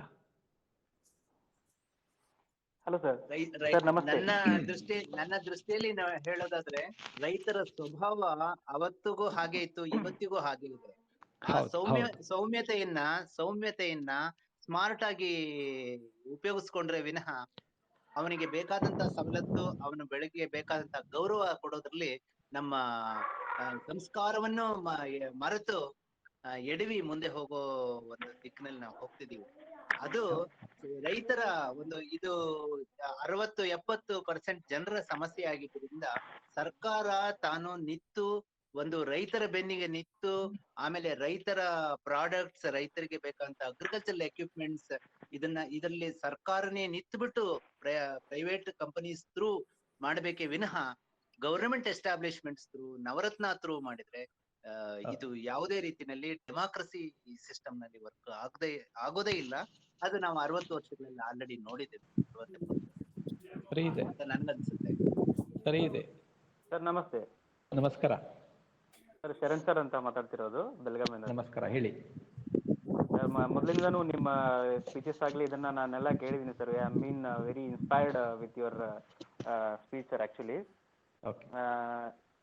ಇದರಲ್ಲಿ ಒಂದ್ ಸೆಕೆಂಡ್ ನಾನು ಸ್ಕ್ರೀನ್ ಶೇರ್ ಮಾಡ್ಬೋದಾ ಸರ್? ಒಂದ್ ಸೆಕೆಂಡ್ ಮಾಡಿ, ಡೆಫಿನೆಟ್ಲಿ. ಒಂದ್ ನಿಮಿಷ ಸರ್. ರಾಮಣ್ಣ ನಮಸ್ಕಾರ. ನಮಸ್ತೆ. ಹೇಳ್ರಿ. ಮಾಡ್ತಾ ಇದ್ದಾರೆ ಅಗ್ರಿಕಲ್ಚರಲ್ ಲ್ಯಾಂಡ್ ಗಳನ್ನೆಲ್ಲ ಎನ್ಎ ಕನ್ವರ್ಟ್ ಮಾಡ್ತಾ ಇದ್ದಾರೆ, ಬಂಜರು ಭೂಮಿಯಾಗಿ ಬಿಡ್ತಾ ಇದ್ದಾರೆ. ಹೀಗಿರ್ಬೇಕಾದ್ರೆ ನಮ್ಗೆ ಮುಂದೆ ಆಹಾರ ಸಿಗುವಂತ ಪರಿಸ್ಥಿತಿ ಹೇಗೆ ಅಂತ. ಅಲ್ಲಲ್ಲ, ಅದನ್ನೇ ನಾನು ಹೇಳೋದು. ಅಂದ್ರೆ ಈಗ ನೋಡಿ, ಈಗ ಶಿವಸ್ವಾಮಿ ಅವರು ಬಹಳ ಚೆನ್ನಾಗಿ ಹೇಳಿದ್ರು. ಅಂದ್ರೆ ರೈತ ಒಬ್ಬ ಕಾರ್ಮಿಕನಾಗ್ಬಿಟ್ಟಿದ್ದಾನೆ. ಆದ್ರೆ ಕಾರ್ಮಿಕನಿಗಾದ್ರೂ ಒಂದು ಅವನಿಗೆ ಪೆನ್ಷನ್ ಸಿಗ್ತದೆ. ಈ ರೈತನಿಗೆ ವಿಚಾರ ಮಾಡ್ರಿ, ನಾಳೆಗೆ ಏನಾದ್ರೂ ಅವನಿಗೆ ಹೆಚ್ಚು ಕಡಿಮೆ ಆದ್ರೆ ಅವನಿಗೆ ಏನು ಸವಲತ್ತಿಲ್ಲ. ಮತ್ತೆ ಎರಡನೇದು, ಇವತ್ತು ನಾನೇ ಕೂಡ ಹೇಳ್ತಾ ಇರೋದು ಅಂತ ಹೇಳಿದ್ರೆ, ಇಷ್ಟು ವರ್ಷ ಮಾಡಿದೆ, ಆದ್ರೆ ಇವತ್ತು ನನ್ನ ಹತ್ರ ಆ ಭೂಮಿಯ ಒಂದು ಭಾಗ ಯಾಕೆ ಮಾರ್ತಾ ಇದ್ದೇನೆ ಅಂತ ಹೇಳಿದ್ರೆ, ನನಗೆ ಯಾವ ಲೆಕ್ಕದಲ್ಲೂ ಬದುಕ್ಲಿಕ್ಕೆ ಆಗೋದಿಲ್ಲ. ಆ ಆದರ್ಶ ತಗೊಂಡು ಹೋಗ್ಬಿಟ್ರೆ ನನ್ನ ಉತ್ಪಾದನಾ ಖರ್ಚು 20 ರೂಪಾಯಿ, ನಾನು 10 ರೂಪಾಯಿಗೆ ಎಷ್ಟು ವರ್ಷ ಮಾರಲಿ ನನ್ನ ಉತ್ಪಾದನೆಗಳನ್ನು? ಸೊ ನಾನು ಹೇಳ್ದೆ ಅಲ್ಲ, ಬೇವಿನ ಎಲೆಯನ್ನ ಹಾಕ್ದೆ, ಗೋಮೂತ್ರವನ್ನ ಹಾಕ್ದೆ, ಸೆಗಣಿಯನ್ನ ಹಾಕಿದ್ವಿ, ಎಲ್ಲ ಮಾಡಿದ್ವಿ ಕರೆಕ್ಟ್. ಆದ್ರೆ ಕೊಳ್ಳೋರು ಎಲ್ಲಿದ್ದಾನೆ? ಅದು 1% ಜನ ಇನ್ನೂ ಕೊಳ್ಳೋರಿಲ್ಲ. 99% ಇದೇ ರೀತಿನೇ ಹೊರಟು ಬಿಟ್ಟಿದ್ದಾರೆ. ಇದು ಒಂದು ಪಾರ್ಟ್. ಮತ್ತೊಂದು ನನಗೆ ಬೇಜಾರಂದ್ರೆ ನೋಡಿ, 70% ಜನ ಕೃಷಿಕರು ಅಂತ ಹೇಳ್ತೀವಿ ನಾವು. ನಾಳೆ ಕೃಷಿಯನ್ನು ಬಿಟ್ಟು ಬಿಟ್ರೆ, ಅನ್ಎಂಪ್ಲಾಯ್ಮೆಂಟ್ ಆಗ್ಬಿಟ್ರೆ ಅವ್ರಿಗೆ ಉದ್ಯೋಗ ಕೊಡೋರು ಯಾರು? ಇಷ್ಟು ದೊಡ್ಡ ಸಮಸ್ಯೆ ಇದೆ ಇದು ದೇಶಕ್ಕೆ. ಕಲ್ಪನೆ ಮಾಡಿದ್ರೆ ಹೆದರಿಕೆ ಆಗ್ತದೆ. ಇವತ್ತೇ ರೆವಿನ್ಯೂ ಬರೋದು ಸರ್ವಿಸ್ ಸೆಕ್ಟರ್ನಿಂದ ಇರ್ಬೋದು, ಬೇರೆ ಬೇರೆ ಸೆಕ್ಟರ್ನಿಂದ ಇರ್ಬೋದು. ಇಲ್ಲಿ ರೆವಿನ್ಯೂ ಬರೋದು ಕಡಿಮೆ ಇರ್ಬೋದು, ಆದ್ರೆ ಎಂಪ್ಲಾಯ್ಮೆಂಟ್ ಎಷ್ಟು ದೊಡ್ಡ ಪ್ರಮಾಣದಲ್ಲಿ ಕೊಡ್ತಾ ಇದೆ ಇವತ್ತೇ ಕೃಷಿ. ಅವ್ರು ಇನ್ನೋಸೆಂಟ್ ಇದ್ದಾರೆ, ಅವ್ರಿಗೆ ಕ್ಯಾಲ್ಕುಲೇಷನ್ ಗೊತ್ತಿಲ್ಲ. ನಾನು ಹೇಳ್ದೆ ಇಲ್ಲ, ಕಾಸ್ಟ್ ಆಫ್ ಪ್ರೊಡಕ್ಷನ್ ಅನ್ನೋದೇ ಗೊತ್ತಿಲ್ಲ ಅವನಿಗೆ, ಹಾಗಾಗಿ ಮಾಡ್ತಾ ಇದ್ದಾನೆ. ಇವತ್ತು ಬೆಂಡೆ ಬೇರೆ ಬೇಡ ನೋಡಿ, ನಿನ್ನೆ ನಮ್ಮ ಫಾರ್ಮ್ ಪಕ್ಕದಲ್ಲಿ ಆ ಹೆಣ್ಮಗಳು ಬೆಂಡೆಕಾಯಿ ತಗೊಂಡು ಬಂದ್ಲು. 1 ಕ್ವಿಂಟಲ್ ತೆಗಿಬೇಕಾದ್ರೆ ಬೆಳಿಗ್ಗಿಂದ ಸಾಯಂಕಾಲ 300 ರೂಪಾಯಿಗೆ ಕೂಲಿ ಕೊಟ್ಟಿದ್ದಾಳೆ. ತಾನು ದುಡ್ದಿದ್ದಾಳೆ. ಅದನ್ನು ಮಾರ್ಕೆಟಿಗೆ ತರ್ಲಿಕ್ಕೆ ಆಟೋದವನಿಗೆ 300 ರೂಪಾಯಿ ಕೊಟ್ಟಿದ್ದಾಳೆ. ಸೊ 600 ರೂಪಾಯಿ ಆಯ್ತು. ಮಾರಿದ್ದು ಎಷ್ಟಕ್ಕೆ? 1200 ರೂಪಾಯಿಗೆ. 1200 ರೂಪಾಯಿಗೆ ಮಾರಿದ ನಂತರ ಉಳಿದಿದ್ದೆಷ್ಟು? 600 ರೂಪಾಯಿ. ಸೊ ಅವಳ 2 ತಿಂಗಳಿನ ಇನ್ಕಮ್ ಕಲ್ಪನೆ ಮಾಡ್ರಿ, ಮೈ ಜುಮ್ ಅನ್ಸ್ತದೆ. ಇದು ಬದುಕಿದಾಳಲ್ಲ ಅವಳು. ಬಟ್ ನಾವು ಯಾರು ಕೂಡ, ನಾನು ಹೇಳ್ದಲ್ಲ, ಈರುಳ್ಳಿ 100 ರೂಪಾಯಿಗೆ ಹಾದ್ಕೊಟ್ಟೆ ಪೇಪರ್ನಲ್ಲಿ ಫೋಟೋ ಬರ್ತದೆ, ಲಾಕರ್ನಲ್ಲಿ ಹಾಕಿದ್ ನೋಡ್ತೇವೆ, ಖುಷಿ ಪಡ್ತೇವೆ, ಟಿವಿಯಲ್ಲಿ ಪ್ರೋಗ್ರಾಮ್ ಬರ್ತದೆ. ಆದ್ರೆ ಅವಳು ಅಳ್ತಾ ಕೂತ್ಕೊಂಡು ವರ್ಷವಿಡೀ ಏನೂ ಇಲ್ಲದವಳ ಬಗ್ಗೆ ಯಾರೂ ಇಲ್ಲ. ರಾಷ್ಟ್ರ ಪುರುಷರ ಬಗ್ಗೆ ಬರ್ತದೆ, ಬೇರೆ ಇಂಡಸ್ಟ್ರಿಯಲಿಸ್ಟ್ ಬಗ್ಗೆ ಪೇಪರ್ನಲ್ಲಿ ಆರ್ಟಿಕಲ್ಸ್ ಬರ್ತದೆ, ಟೆಕ್ಸ್ಟ್ ಬುಕ್ ನಲ್ಲಿ ಬರ್ತದೆ. ಯಾವ ರೈತನ ಬಗ್ಗೆ ಇವತ್ತೇ ಟೆಕ್ಸ್ಟ್ ಬುಕ್ ನಲ್ಲಿ ಆರ್ಟಿಕಲ್ ಇದೆ? ಸೊ ಅಂದ್ರೆ ಒಬ್ಬ ರೈತ ಲಾಸ್ಟ್ ಅವನನ್ನು ಒಂದು ಕಾರ್ನರ್ ಮಾಡಿ ಬಿಟ್ಟಿದ್ದೇವೆ. ಯಾಕಂದ್ರೆ ನಮ್ಗೆ ಆಹಾರ ಸಿಗ್ತಾ ಇದೆ. ಇದು ಆಹಾರ ಸಿಗೋದು ಯಾವಾಗ ಬಂದಾಗತ್ತೆ ಆವಾಗ ನಮ್ಗೆ ಜ್ಞಾನೋದಯ ಆಗ್ತದೆ. ಬಟ್ ಅದು ಆಗ್ಬಾರ್ದು, ಅದು ಯಾವ್ದು ನಮ್ಮ ದೇಶಕ್ಕೆ ಬರಬಾರ್ದು ಅನ್ನೋ ದೃಷ್ಟಿಯಿಂದ. ಯಾಕಂದ್ರೆ ನಮ್ಮಲ್ಲಿ ಒಂದು ಸಂಸ್ಕಾರ ಇದೆ, ಸಂಸ್ಕೃತಿ ಇದೆ ಈ ಮಣ್ಣಿನಲ್ಲಿ. ಹಾಗಾಗಿ ಈ ಜನ ಮಾಡ್ಕೊಂಡು, ಸರ್ವೇ ಜನ ಸುಖಿನೋ ಭವಂತು, ಸರ್ವೇ ಸಂತು ನಿರಾಮಯ, ಸರ್ವೇ ಭದ್ರಾಣಿ ಪಶ್ಯಂತು ಮಾ ಕಶ್ಚಿತ್ ದುಃಖ ಭಾಗವತ್. ಕರೆಕ್ಟ್. ಆದ್ರೆ ನಿಜ ಜೀವನದಲ್ಲಿ ಅವಳು ಬದುಕಬೇಕಲ್ಲ. ಇವತ್ತು ಆತ್ಮಹತ್ಯೆ ಯಾಕೆ ಆಗ್ತಾ ಇದೆ ಅಂತ ಹೇಳಿದ್ರೆ, ಅವನು ಬೆಳೆದ ವಸ್ತು ಪ್ರತಿ ಸಲ ಹೀಗೆ ಆಗ್ಬಿಟ್ರೆ ಸಸ್ಟೈನ್ ಮಾಡ್ಲಿಕ್ಕೆ ಆಗೋದೇ ಇಲ್ಲ ಅವನ ಹತ್ರ. ಅವ್ರ ಮಕ್ಕಳೆಲ್ಲರೂ ಆ ಪ್ರೊಫೆಷನ್ ಬಿಟ್ಟು ಹೋಗ್ತಾ ಇದ್ದಾರೆ. ಹಾಗಾಗಿ ನನಗನ್ಸ್ತದೆ, ಈ ಗ್ರಾಹಕ ಪಂಚಾಯತ್ ಇರ್ಬೋದು, ಕನ್ಸ್ಯೂಮರ್ ಬೇರೆ ಬೇರೆ ಆರ್ಗನೈಸೇಷನ್ ಇರ್ಬೋದು, ಎಲ್ಲರೂ ಏನ್ ಮಾಡ್ಬೇಕಂದ್ರೆ ಫಸ್ಟ್ ಪ್ರಯಾರಿಟಿ ಆಹಾರ ಸೆಕ್ಟರ್. ನಾನು ಒಬ್ಬನಲ್ಲ, ಇಂಥ ಕೋಟಿ ಜನ ಇದ್ದಾರೆ. ನನಗೂ ಕೂಡ ಅಲ್ಲಿ ಹೋದ ನಂತರ ಗೊತ್ತಾಯ್ತು. ಅಲ್ಲಿವರೆಗೆ ನಾನು ಕೂಡ ಇಷ್ಟು ಇನ್ವೆಸ್ಟ್ಮೆಂಟ್ ಮಾಡೋದು, ಎಕರೆಗೆ ಇಷ್ಟು ಬರುತ್ತೆ, ಖುಷಿಯಿಂದ ಇದ್ಬಿಟ್ರೆ ಆಯ್ತು ಅಂತೇಳಿ. ಅದಕ್ಕೆ ನಾನು ಹೇಳಿದೆ, ಹಾರ್ಟಿಕಲ್ಚರ್ ಬೇರೆ, ಅಗ್ರಿಕಲ್ಚರ್ ಬೇರೆ. ಹಾರ್ಟಿಕಲ್ಚರಿನ ಇನ್ಕಮ್ ಬೇರೆ ಇದೆ, ಅಗ್ರಿಕಲ್ಚರಿನ ಇನ್ಕಮ್ ಬೇರೆ ಇದೆ. ಈ ಬೈಫರ್ಕೇಶನ್ಸ್ ಎಷ್ಟು ಜನಕ್ಕೆ ಗೊತ್ತೇ ಇಲ್ಲ ಇವತ್ತೇ. ಯಾಕಂದ್ರೆ ನಮ್ಮ ಟೆಕ್ಸ್ಟ್ ಬುಕ್ ನಲ್ಲಿ ಇಂಥದ್ದು ಏನು ಕಲ್ಪನೆನೇ ಇಲ್ಲ. ಮತ್ತೆ ಎಲ್ಲವೂ ಗ್ರಾಸ್ ರೂಟ್ ಲೆವೆಲ್ ಹೋಗ್ಲೇ ಇಲ್ಲ. ಸ್ಕಿಲ್ಡ್ ಲೇಬರ್ಸೇ ಇಲ್ಲ ಇವತ್ತೇ. ಸ್ಪ್ರೇ ಕೊಡ್ತಾರೆ, ಔಷಧಿ ಕೊಡಬೇಕಾದ್ರೆ ಅವನಿಗೆ ಒಂದು ಮಾಸ್ಕ್ ಇಲ್ಲ, ಅವನು ತಲೆ ತಿರುಗಿ ಬೀಳ್ತಾನೆ ಅಂದಿದ್ದಕ್ಕೆ ಸಾಯಂಕಾಲ ಒಂದು ಏನಾದ್ರೂ ಡ್ರಿಂಕ್ಸ್ ತಗೊಳ್ತಾನೆ, ಯಾಕಂದ್ರೆ ಅದನ್ನು ಮರೀಲಿಕ್ಕೆ ಸಲುವಾಗಿ. ಸೊ ಹೇಳಲಿಕ್ಕೆ ಹೋದ್ರೆ ಇಷ್ಟು ಭಯಾನಕ ಸ್ಥಿತಿ ಇದೆ. ಅಂದ್ರೆ ನಾವು ಅದನ್ನು ಶ್ವಾಸ ತೆಗೆದುಕೊಂಡ್ರೆ ಪಾಯ್ಸನ್ ಅಂತ ಏನ್ ಹೇಳ್ತೇವೆ, ಪ್ರತಿ ದಿವಸ ಸ್ಪ್ರೇ ಕೊಡ್ತಾ ಇದ್ದಾನೆ ಅವನ ಗಿಡಕ್ಕೆ. ಇದು ಕೋಟ್ಯಾಂತರ ಜನ ಈ ಕೆಲಸ ಮಾಡ್ತಾ ಇದ್ದಾರೆ, ಹೆಣ್ಣುಮಕ್ಳು ಮಾಡ್ತಾ ಇದ್ದಾರೆ, ಚಿಕ್ಕ ಮಕ್ಕಳು ಮಾಡ್ತಾ ಇದ್ದಾರೆ. ಸೊ ಇದು ನಿಜವಾಗಿ ಎಲ್ಲ, ನಾನು ಹೇಳ್ದೆ ಅಲ್ಲ, ಬೇರೆ ಎಲ್ಲ ವಸ್ತುಗಳನ್ನು ಸ್ವಲ್ಪ ದಿವಸ ಪಕ್ಕಕ್ಕಿಟ್ಟು ಆಹಾರ ಸೆಕ್ಟರ್ ಬಗ್ಗೆ ಎಲ್ಲರೂ ಯುದ್ಧೋಪಾದಿಯಲ್ಲಿ ಕೆಲಸ ಮಾಡ್ಬೇಕು. ಅಂದ್ರೆ ನಾವು ಬದುಕ್ತೇವೆ, ರೈತರಿಗೆ ಉಪಕಾರ ಮಾಡ್ಲಿಕ್ಕಲ್ಲ ನಾನು ಹೇಳ್ತಾ ಇರೋದು, ನಾನು ಬದುಕಬೇಕು. ಯಾಕಂದ್ರೆ ಕ್ಯಾನ್ಸರ್ ಬರ್ತಾ ಇರೋದು ನಮ್ಗೆ, ಕಿಡ್ನಿ ಪ್ರಾಬ್ಲಮ್ ಬರ್ತಾ ಇರೋದು ನಮ್ಗೆ. ಯಾಕಂದ್ರೆ ನಾವು ಯಾವ್ದು ತಿಂತಾ ಇದ್ದೇವೆ, ನಾವು ಹೋಟೆಲಿಗೆ ಹೋಗಿ ತಿಂತಾ ಇದ್ದೇವೆ, ಮನೇಲಿ ತಿಂತಾ ಇದ್ದೇವೆ. ಕೇಳಿದ್ರೆ ನಾನು ಬ್ಯೂಸಿ, ನನ್ಗೆ ಪುರ್ಸೊತ್ತಿಲ್ಲ, ಜೀವನೇ ಇಲ್ಲ. ಲಾಸ್ಟ್ ನಾವು ದುಡಿದಿದ್ದ ಹಣ ಎಲ್ಲ ಕೊಡ್ತಾ ಇದ್ದೇವೆ. ಇವತ್ತೇ ಅತಿ ಹೆಚ್ಚು ಖರ್ಚು ಎಲ್ಲ ಆಗ್ತಾ ಇದೆ. ಇದು ಬರೇ ಟಿವಿಯಲ್ಲಿ, ಮಾಧ್ಯಮದಲ್ಲಿ, ಪೇಪರ್ನಲ್ಲಿ ಇದೆ. ನಿಜ ಜೀವನದಲ್ಲಿ ಯಾರಿಗೂ ಪುರ್ಸತ್ತೇ ಇಲ್ಲ ಇದನ್ನು ಕೇಳಲಿಕ್ಕೆ. ಯಾಕಂದ್ರೆ ನನಗೆ ಪೆನ್ಷನ್ ಬರ್ತಾ ಇದೆ, ನನ್ನ ಹತ್ರ ಕಾರ್ ಇದೆ, ನನ್ನ ಹತ್ರ ಬಂಗ್ಲೆ ಇದೆ. ಆ 50 ಕೋಟಿ ಜನರ ಹತ್ರ ಏನೂ ಇಲ್ಲ, ಜೀರೋ. ಇದನ್ನು ಹೇಳಿದ್ದಕ್ಕೆ ನಾನು ಹೇಳೋದಿಲ್ಲ, ನನಗೆ ಪ್ರಶಸ್ತಿ ಇಲ್ಲ, ನನಗೆ ಪುರಸ್ಕಾರ ಇಲ್ಲ, ನನಗೆ ಭಾಷಣಕ್ಕೂ ಕರೆಯೋದಿಲ್ಲ. ಯಾಕಂದ್ರೆ ರಾಮಕಿಣಿಯವ್ರು ಅಂತ ಹೇಳಿದ್ರೆ ಅವ್ರಿಗೆ ಕೆಲಸ ಇಲ್ರಿ, ಅವ್ರು ರೈತ ಏನು ಹೇಳ್ತಾರೆ ಅಂತೇಳಿ ರೈತ ಸಂಘನೂ ಕಟ್ಟಲಿಲ್ಲ ನಾನು. ಯಾವ ಸಂಘ ಕಟ್ಟಲಿಲ್ಲ. 600 ರೈತರಿಗೆ ಸಾಲ ಮುಕ್ತ ಮಾಡಿದ್ದೇನೆ, ಅವರ ಮಕ್ಕಳ ಮ್ಯಾರೇಜಸ್ಗೆ ಹೆಲ್ಪ್ ಮಾಡಿದ್ದೇನೆ, ಸಹಕಾರ ಮಾಡಿದ್ದೇನೆ. ಯಾಕಂದ್ರೆ it's a real fact. So ಇವತ್ತು ಆ 20 ವರ್ಷದಲ್ಲಿ ನಾನು ಇಂಗ್ಲೀಷ್ ಮರ್ತೇ ಹೋಯ್ತು, ನನಗೆ ಇಂಗ್ಲೀಷ್ ಮಾತಾಡ್ಲಿಕ್ಕೆ ಆಗ್ತಾ ಇಲ್ಲ ಈಗ. ಆದರೆ ಅವ್ರ ಜೊತೆ ಕುತ್ಕೊಂಡು ರಾಗಿ ಮುದ್ದೆ ತಿಂದಿದ್ದೇನೆ, ಅವ್ರ ಜೊತೆ ಕುತ್ಕೊಂಡು ರೊಟ್ಟಿ ತಿಂದಿದ್ದೇನೆ, ಅವ್ರ ಜೊತೆ ಇದನ್ನು ಮಾಡಿದ್ದೇನೆ. ನೋಡಿ, ಇಲ್ಲಿ ಒಬ್ಬ ಧರ್ಮಾಧಿಕಾರಿಗಳ ಹತ್ರ ನಾವು ಬೆಳೆದ ವಸ್ತು ತಗೊಂಡು ಹೋಗಿದ್ವಿ 1 ವರ್ಷದ ಹಿಂದೆ, ದಾಳಿಂಬೆ ಮತ್ತದನ್ನು. ಅವ್ರು ತಗೊಂಡು ಕೂಡಲೇ ಬಹಳ ಸಾತ್ವಿಕರು. ಅಯ್ಯೋ, ದಾಳಿಂಬೆ ತಿನ್ಲಿಕ್ಕೆ ಹೆದರಿಕೆ ಆಗ್ತದ್ರಿ ನಮ್ಗೆ ಅಂತೇಳಿ. ಯಾಕೆ ಸರ್ ಅಂತ ಹೇಳಿದ್ರು. ಅಯ್ಯೊಬ್ಬ ಅದಕ್ಕೆ ಕೆಮಿಕಲ್ಸು, ಅದಕ್ಕೆ ಬರುವಂತ ಇದು ಅಂತ ಹೇಳಿದ್ರು. ಅದನ್ನೆಲ್ಲ ಹೇಳಿದ ಕೂಡಲೇ ಅಂದ್ರೆ ಅವ್ರಿಗೆ ಕಲ್ಪನೆ ಇರೋದಕ್ಕೆ ಅವ್ರು ತಿನ್ನೋದಿಲ್ಲ. ಬಟ್ ಇವತ್ತು ನಾವು ಕೆಂಪು ಇರೋದು ದೊಡ್ಡ ಸೈಜಿಂದ ದಾಳಿಂಬೆ ತಿಂತಾ ಇದ್ದೇವೆ, ಮೋಸಂಬಿ ತಿಂತಾ ಇದ್ದೇವೆ. ಅನಾಲಿಸಿಸ್ ಮಾಡಿದ್ರೆ ಗೊತ್ತಾಗ್ತದೆ, ಪ್ರತಿಯೊಬ್ಬರು ನಾವು ತಿಂತಾ ಇರೋ ದಾಳಿಂಬೆಯಲ್ಲಿ, ತರಕಾರಿಯಲ್ಲಿ ಪಾಯ್ಸನ್, 100% ಪಾಯ್ಸನ್ ಇದೆ. ನಾವೆಲ್ಲರೂ ತಿಂತಾ ಇದ್ದೇವಲ್ಲ ಈಗಲೂ ಕೂಡ, ನಾಳೆ ಕೂಡ ನೀವು ಇದನ್ನೇ ತಿಂತಾ ಇದ್ದೀರಿ. ಬಾಳೆಹಣ್ಣಿಗೆ ಹಳದಿ ಬಣ್ಣ ಬರ್ಲಿಕ್ಕೆ ಅನ್ಎಜುಕೇಟೆಡ್ ಒಬ್ಬ ಮನುಷ್ಯ ಮಾಡ್ತಾ ಇದ್ದಾನೆ ಅದನ್ನು. ಇದು ರೈತ ಮಾಡ್ತಾ ಇಲ್ಲ, ನಾವು ರೈತರಿಗೆ ಗೊತ್ತೇ ಇಲ್ಲ ಅವನಿಗೆ. ನಾವು ಹೇಳಿದ್ದೇವೆ ಅಲ್ಲಿ ವಿಸಿಟ್ ಮಾಡಿ, ಬ್ರೋಚರ್ಸ್ ಕೊಟ್ಟು, ಸೆಮಿನಾರ್ ಮಾಡಿ, ಸೈಜ್ ದೊಡ್ಡದಾಗಬೇಕು ಇದ ನೋಡಿ, ಇಳುವರಿ ಹೆಚ್ಚಾಗಬೇಕು ಇದು ಕೊಡು. ಹೇಳಿದವ್ರು ಯಾರು? ತಯಾರು ಮಾಡಿದವ್ರು ಯಾರು? ದಾಳಿಂಬೆ ಕ್ಯಾನ್ಸರ್ ರೋಗಕ್ಕೆ ಅತ್ಯಂತ ರಾಮಬಾಣ, ಅದನ್ನ ಗುಣ ಆಗ್ಲಿಕ್ಕೆ. ಅಲ್ಲ, ಹೇಳಿದೆ ನಾನು, ಇವತ್ತು ದಾಳಿಂಬೆ ತಿಂದ್ರೆ ಕ್ಯಾನ್ಸರ್ ಬರ್ತದೆ ನಿಮ್ಗೆ. ಅಂದ್ರೆ ನನ್ಗೆ ಇಷ್ಟು ಫೀಲ್ ಆಗ್ತಾ ಇದೆ ಅಂದ್ರೆ, ಅದನ್ನು ಯಾರ ಹತ್ರ ಆದ್ರೂ ಮನೆಗೆ ಹೋಗಿ ಕೊಡ್ಬೇಕಾದ್ರೆ ಹೆದರಿಕೆ ಆಗ್ಲಿಕ್ಕತ್ತಿದ್ದೆ ನನಗೀಗ. ಇಷ್ಟು ಸೀರಿಯಸ್ ಮ್ಯಾಟ್ರ್ಗಳನ್ನು ಇವತ್ತು ಇಲ್ಲ. ಹಾಗಾಗಿ ಬಹಳ ಎಷ್ಟು ಮಾತಾಡಿದ್ರು ಕಡಿಮೆ ಇದೆ. ಅದಕ್ಕೆ ದಯವಿಟ್ಟು ಎಲ್ಲರೂ ವಿಚಾರ ಮಾಡೋಣ. ನಾವೇನು ಎಲ್ಲರ ಆರೋಗ್ಯಕ್ಕಾಗಿ ವಿಚಾರ ಮಾಡೋದಿದ್ರೆ ಎಲ್ಲರೂ ದಿವಸಕ್ಕೆ 1 ಸಲ ನಾವು ಇದನ್ನು ಗಟ್ಟಿಯಾಗಿ ಪ್ರೇ ಮಾಡ್ಕೊಳ್ಬೇಕು ದೇವರ ಹತ್ರ. ದೇವರೇ, ಅಟ್ಲೀಸ್ಟ್ ಇವತ್ತಿಂದ ನಾನು ನನ್ನ ಆಹಾರಕ್ಕಾಗಿ ವಿಚಾರ ಮಾಡ್ತೇನೆ, ನನ್ನ ಆಹಾರಕ್ಕೆ ಒಳ್ಳೆ ಬೆಲೆ ಕೊಡ್ತೇನೆ, ನನ್ನ ಆಹಾರಕ್ಕೆ ನಮಸ್ಕಾರ ಮಾಡಿ ಊಟ ಮಾಡ್ತೇನೆ. ಇಷ್ಟು ಮಾಡಿಬಿಟ್ರೆ ನಂತರ ರೈತ ವಿಚಾರ ಮಾಡೋಣ ನಾವು.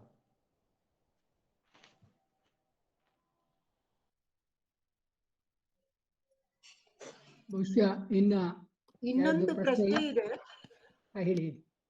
ಚಾಟ್ ಬಾಕ್ಸ್ ಅಲ್ಲಿ ಹಾಕಿದ್ದಾರೆ, ಹರ್ಷ ಅವರು ಹೇಳ್ಬೋದಾ?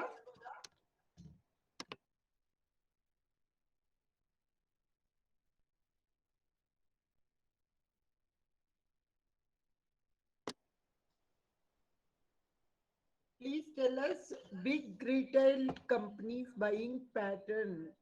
ನಮಸ್ಕಾರ. ಅನ್ಮ್ಯೂಟ್ ಮಾಡ್ಕೊಳ್ಳಿ. ಕ್ಷಮಿಸ್ಬೇಕು ನೋಡಿ, ಒಬ್ಬ ರೈತನ ಫೋನ್ ಬರ್ತಾ ಇದೆ, ಸರ್ ನಾನು ಇವತ್ತೆ ಕಾಲಿಫ್ಲವರ್ ಬೆಳೆಸ್ಕೊಂಡು ಬಂದಿದ್ದೇನೆ, ರೇಟ್ ಸಿಗ್ಬೋದಾ ಅಂತ. ನಾನು ನಿಮ್ಮ ಜೊತೆ ಕುತ್ಕೊಂಡು ಮಾತಾಡ್ತಾ ಇದ್ದೇನೆ ಇಲ್ಲಿ. ಅರ್ಥ ಆಗುತ್ತೆ ಜಿ. ನೀವು ರೈತರ ಪರವಾಗಿ ಬಹಳಷ್ಟು ಕೆಲಸಗಳನ್ನ ಮಾಡ್ತಾ ಇದ್ದೀರಾ. ಹಾಗಾಗಿ ನಿಮ್ಮೆಲ್ಲ ನಿಜವಾಗ್ಲೂ ಒಂದು ಮಹೋನ್ನತವಾದ ಒಂದು ಕಾರ್ಯನೇ ಅದು. ಇಲ್ಲ, ಕ್ಷಮಿಸ್ಬೇಕು, ನಾನ್ ನೇರವಾಗಿ ಮಾತಾಡ್ತೀನಂತ ತಪ್ಪು ತಿಳ್ಕೊಳ್ಬೇಡಿ. ನನ್ನ ಇಚ್ಛೆ ಇಷ್ಟೇ. ಯಾಕಂದ್ರೆ ಎಲ್ಲರ ಆರೋಗ್ಯವಂತರಾಗಿರ್ಬೇಕು ಆಶೆ ನನಗೆ. ಅದಕ್ಕೆ ನೋಡಿ, ನನಗೊಂದು ಖುಷಿ ಏನಾಗಿದೆ ಅಂದ್ರೆ, ಈ ಟಾಪಿಕ್ ಅನ್ನು ನೀವು ಇಟ್ಟಿದ್ರಿ, ಮತ್ತೆ ಕೇಂದ್ರ ಮಟ್ಟಕ್ಕೆ ಇದನ್ನು ಒಯ್ದಿದ್ರಿ. ಈಗ ನೋಡಿ, RO ವಾಟರ್ ಬಗ್ಗೆ ನೀವು ಮಾತಾಡಿದ್ರಿ, ನಾವು ಕೂಡ AC ಅವ್ರಿಗೆ ಕೊಟ್ವಿ, ನಮಗೂ ಗೊತ್ತಿಲ್ಲಾಗಿತ್ತು. ಸೊ ಇದು ನೋಡಿ, RO ವಾಟರ್ ಹಾಗೆ ಇದು, ಅದು ಕೂಡ ಕುಡಿಯೋದು. ನಾವು ಪ್ಯೂರ್ ಅಂತ ಹೇಳಿ ಕುಡಿತಾ ಇದ್ದೇವೆ. ಪ್ಯೂರ್ ಅಂತ ಹೊರಗೆ ಬರ್ದಿದ್ದಾರೆ, ಬಿಟ್ರೆ ಒಳಗಡೆ ಹೋದ್ರೆ ಅದ್ರಲ್ಲಿ ಏನೂ ಇಲ್ಲ. ಮತ್ತೆ ಈ ಒಂದು ನಿಮ್ಮ ಮಾತುಗಳೇನಿದೆ, ಇದನ್ನ ನಾವು ಪಾಯಿಂಟ್ ಔಟ್ ಮಾಡಿ ನಮ್ಮ ಆಹಾರ ಕ್ಷೇತ್ರದ ಸೆಂಟ್ರಲ್ ಟೀಮ್ ನಲ್ಲೂ ಸಹ ಡಿಸ್ಕಷನ್ ಮಾಡ್ತೀವಿ. ಹೌದ್ರಿ. ಸೊ ಈ ಒಂದು ಇದರಲ್ಲಿ ಸೆಂಟ್ರಲ್ ಇಂದ ಏನಾದ್ರೂ ಒಂದು ನಾವು ಏನಾದ್ರು ಒಂದು ಕ್ರಮವನ್ನ ಕೈಗೊಳ್ಳೋದಿಕ್ಕೆ ಸಾಧ್ಯನಾ? ಅದಕ್ಕೆ ಏನಾದ್ರೂ ಒಂದು ಪೂರಕವಾದಂತಹ ಒಂದು ಯೋಜನೆ ಮಾಡೋದಿಕ್ಕೆ ಅಥವಾ ಅದಕ್ಕೇನಾದ್ರೂ ಗವರ್ನಮೆಂಟ್ಗೆ ರೆಪ್ರೆಸೆಂಟೇಷನ್ ಮಾಡೋದಿಕ್ಕೆ ಸಾಧ್ಯನಾ? ಅದನ್ನ ನಾನು ಹಿರಿಯರ ಜೊತೆ ಕೂತು ಅದನ್ನ ತೀರ್ಮಾನ ಮಾಡೋಣ. ನೀವು ಸಹ ಇರ್ತೀರಾ? ಇದ್ದೇನೆ. ನಾನು ನನ್ನ ಒಂದೇ ಇಚ್ಛೆ ಅಂದ್ರೆ ಇದನ್ನು ಟೆಸ್ಟ್ ಮಾಡ್ಬೇಕು. ನಾವು ಟೆಸ್ಟ್ ಮಾಡುವಂತ ಲ್ಯಾಬ್ಗಳಿದೆ ನೋಡಿ. ಖಂಡಿತವಾಗಿ ಇದ್ರ ಬಗ್ಗೆ ನಾವು ಡಿಸ್ಕಷನ್ ಮುಂದೆ ಸಹ ಮಾಡೋದಕ್ಕಿಂತ ಈ ಒಂದು ಕಾರ್ಯಕಾರಿಣಿ ಸಭೆ ಏನಿದೆ ಅದಕ್ಕಿಂತ ಮುಂಚೆ ಒಂದು ಡಿಸಿಷನ್ ಅನ್ನ ತಗೊಂಡು ನಾವು ಸೆಂಟ್ರಲ್ಗೆ ಒಂದು ಇದನ್ನ ಹಿರಿಯರಿಗೆ ಕಾರ್ಯಕಾರಿಣಿಗೆ ಒಂದು ರೆಪ್ರೆಸೆಂಟೇಷನ್ ಕೊಡೋಣ.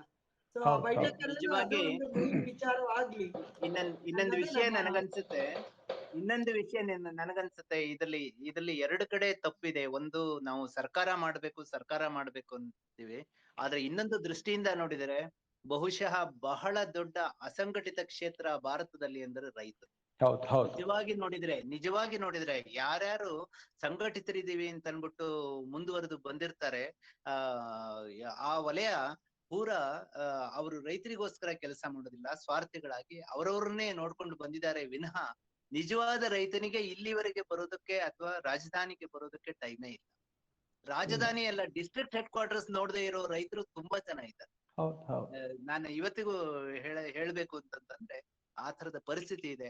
ಇದು ಎರಡು ಕಡೆಯಿಂದಲೂ ಒಂದು ಸಂಘಟಿತರಾಗಿರ್ಬೇಕು. ಹಾಗೇನೇ ರೈತರಲ್ಲೂ ಆ ಸಣ್ಣ ಹಿಡುವಳಿದಾರರು, ದೊಡ್ಡ ಹಿಡುವಳಿದಾರರು ಇದಾರಲ್ಲ, ಅವರಲ್ಲಿ ಕರೆಕ್ಟ್ ಆಗಿ ಸಂಘಟಿತರಾಗಿ ಮಾಡ್ಬೇಕೇ ವಿನಃ ಇಬ್ರನ್ನು ಮಿಕ್ಸ್ ಮಾಡಿ ಒಂದು ಸ್ಕೀಮ್ಸ್ ನ ತಂದ್ರೆ ಇಟ್ ವೋಂಟ್ ವರ್ಕ್.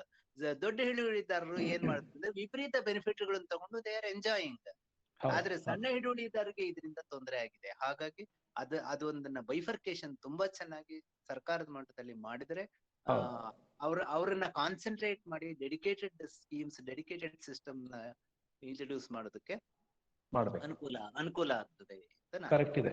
ಮತ್ತೊಂದು ನೋಡಿ ಗಾಯತ್ರಕ್ಕನವರು, ಈಗ ಮೊನ್ನೆ ಬಿಗ್ ಬಾಸ್ಕೆಟ್ನವರು ಎಲ್ಲ ಬಂದಿದ್ರು, ಬಹಳ ಖುಷಿ ಆಯ್ತು. ನನ್ಗನ್ಸ್ತದೆ ಅಂಥವರನ್ನು ಕೂಡ ನಾವು ಉಪಯೋಗ ತೆಗೆದುಕೊಂಡು ಈ ನಿಜವಾಗಿ ಒಳ್ಳೆ ಯಾರು ರೈತರಿದ್ದಾರೆ, ಒಳ್ಳೇದಾಗಿ ಬೆಳೆಸ್ತಾರೆ, ಅವ್ರ ವಸ್ತು ಇವ್ರು ತಗೊಳ್ಳೋ ಹಾಗೆ ಮಾಡಿ ಒಳ್ಳೆ ಬೆಲೆಗೆ ತಗೊಳ್ಳೋವಂಥದ್ದು ಮಾಡಿಬಿಟ್ರೆ ನಿಜವಾಗಿ ಒಂದು ದೊಡ್ಡ ಸಾಧನೆ ಆಗ್ಬಿಡ್ತದೆ ಇದು. ಯಾಕಂದ್ರೆ ಒಳ್ಳೆ ರೇಟು, ಅದಕ್ಕೆ ಟೆಸ್ಟ್ ಮಾಡೋಣ, ಅವ್ರು ಟೆಸ್ಟ್ ಮಾಡ್ಲಿ, ಅವರ ಏನ್ ಪ್ರಾಡಕ್ಟ್ಸ್ಗಳನ್ನು ಟೆಸ್ಟ್ ಮಾಡೇ ತಗೊಳ್ಳಿ. ಆದ್ರೆ ನಮ್ಮ ಕರ್ನಾಟಕದ ಪ್ರಮುಖರಿದ್ದಾರೆ, ಅವರು ಕೇಳಿಸ್ಕೊತಾ ಇದ್ದಾರೆ ಇದನ್ನ. ನೀವೆಲ್ಲ ಮಾತಾಡ್ತಾ ಇದ್ದೀರಿ, ಆದ್ರಿಂದ ನಾನು ಯಾವುದಕ್ಕೂ ಮಾತಾಡ್ಲಿಲ್ಲ, ನಾನು ಕೇಳಿಸ್ಕೊಡ್ತಾನೆ ಇದ್ದೀನಿ. ಪ್ರತಿಯೊಂದು ವಿಷಯ ಕೂಡ ನನ್ನ ಗಮನಕ್ಕೆ ಬಂದಿದೆ. ನಾನು ಶ್ರೀಯುತ ರಾಮಕಿಣಿಯವ್ರ ಕೂಡ ಅವ್ರ ಜೊತೆಗೆ ಒಂದು ಗಂಟೆ ಕಳೆದ ಒಂದು ವಾರದ ಹಿಂದೆ ಮಾತಾಡಿದ್ದೀನಿ, ಫೋನ್ ನಲ್ಲಿ ಮಾತಾಡಿದ್ದೀವಿ. ಇವಾಗ ನಾನು ಮೊದಲನೇದಾಗಿ ಯಾರೋ ಚಾಟ್ ಬಾಕ್ಸ್ ಹಾಕಿದ್ರು, ಬಿಗ್ ಬಾಸ್ಕೆಟ್ ಮತ್ತೆ ಮೆಟ್ರೋ ಅಥವಾ ಮೋರು ಇವರೆಲ್ಲ ಯಾವ ರೀತಿ ಬೈಯಿಂಗ್ ಮಾಡ್ತಾರೆ, ಏನ್ ಬೈಯಿಂಗ್ ಮಾಡ್ತಾರೆ ಅಂತ. ಅದಕ್ಕೆ ಬಹುಶಃ ರಾಮಕಿಣಿಯವರು ಒಂದು ಮಾತು ಹೇಳಿದ್ರು, ಫಾರ್ಮ್ ಬಿಲ್ ಬಗ್ಗೆ ಹೇಳಿದ್ರು. 3 ಫಾರ್ಮ್ ಬಿಲ್ ಪಾಸ್ ಆಯ್ತು, ಅದಕ್ಕೆ ಯಾವ ತರವಾಗಿ ಅದನ್ನ ವಾಪಸ್ ತೆಗೆದುಕೊಂಡ್ರು ಅಂತ. ರೈತ ಮುಕ್ತವಾಗಿ ಮಾರಾಟ ಮಾಡ್ಬೋದು, ರೈತ ಬೆಳೆದ ಪದಾರ್ಥಗಳಿಗೆ ಒಂದು ಬೆಲೆ ಕೊಟ್ಟು ನಿರ್ಧಾರಿತ ಬೆಲೆ ಕೊಟ್ಬಿಟ್ಟು ಅದನ್ನ ತಗೊಳ್ಬೋದಂತ. ಅದನ್ನ ವಾಪಸ್ ತಗೊಳ್ಬೇಕಾಗುತ್ತೆ, ಯಾವುದೋ ಕಾರಣಾಂತರಗಳಿಂದ ಕೆಲವೊಂದು ಹಿತಬದ್ಧ ಶಕ್ತಿಗಳಿಂದ ಅದನ್ನ ವಾಪಸ್ ತೆಗೆದುಕೊಳ್ಬೇಕಾಯ್ತು. ಇನ್ನು ಬೆಲೆ ಬಗ್ಗೆ ಮಾತಾಡಿದ್ರು. ಈಗ ಬೆಲೆ ಅನ್ನುವಂಥದ್ದು ನಿರ್ಧಾರ ಆಗುವಂಥದ್ದು ಕೇವಲ ಅದು ಡಿಮಾಂಡ್ ಅಂಡ್ ಸಪ್ಲೈ ಮೇಲೆ.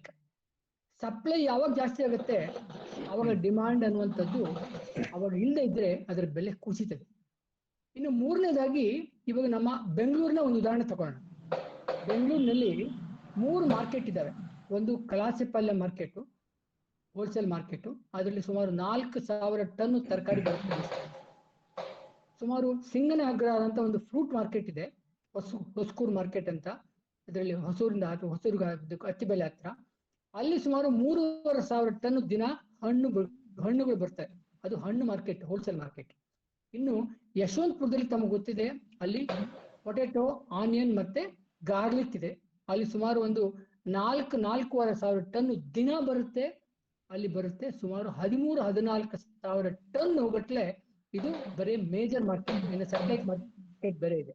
ಇದರಲ್ಲಿ ಈ ಒಂದು ಮಾಡರ್ನ್ ರಿಟೈಲ್, ಈ ಬಿಗ್ ಬಾಸ್ಕೆಟ್ ಇರ್ಬೋದು, ಮೋರ್ ಇರ್ಬೋದು, ಮತ್ತೊಂದು ಇರ್ಬೋದು, ಉಡಾನ್ ಇರ್ಬೋದು, ಅಥವಾ ಇನ್ನ ಯಾವುದೇ ಒಂದು ಮಾಡರ್ನ್ ರಿಟರ್ನ್ ಏನಿದೆ ಇವರು 3% ಇದ್ರು. 2007ರಲ್ಲಿ ನಾನು ಸಫಲ್ ಮಾರ್ಕೆಟ್ ಅನ್ನುವಂತ ಒಂದು ಹಾಲಿನ ಮಾದರಿನಲ್ಲೇನೆ, ಹಾಲು ಉತ್ಪಾದಕರ ಸಂಘದ ಮಾದರಿಯಲ್ಲೇನೆ ನಾನು ಒಂದು ಹಣ್ಣು ಮತ್ತು ತರಕಾರಿ ಬೆಳೆಗಾರರ ಸಂಘಗಳನ್ನ ಇಡೀ ದೇಶದಲ್ಲಿ ಮಾಡ್ಲಿಕ್ಕೆ ಹೊರಟಿದ್ದ. ಅವಾಗ ಡಾಕ್ಟರ್ ಕುರಿಯನ್ ಅವರ ಒಂದು NDDB ನಲ್ಲಿ ಇದ್ದಾಗ ಶುರು ಮಾಡಿದ್ದ. ಅದನ್ನ ಕಾರಣಾಂತರಗಳಿಂದ ಈ ಟ್ರೇಡರ್ಸ್ ಅದಕ್ಕೆ ಒಪ್ಪಲಿಲ್ಲ, ಯಾರು ಬಂದಿಲ್ಲ.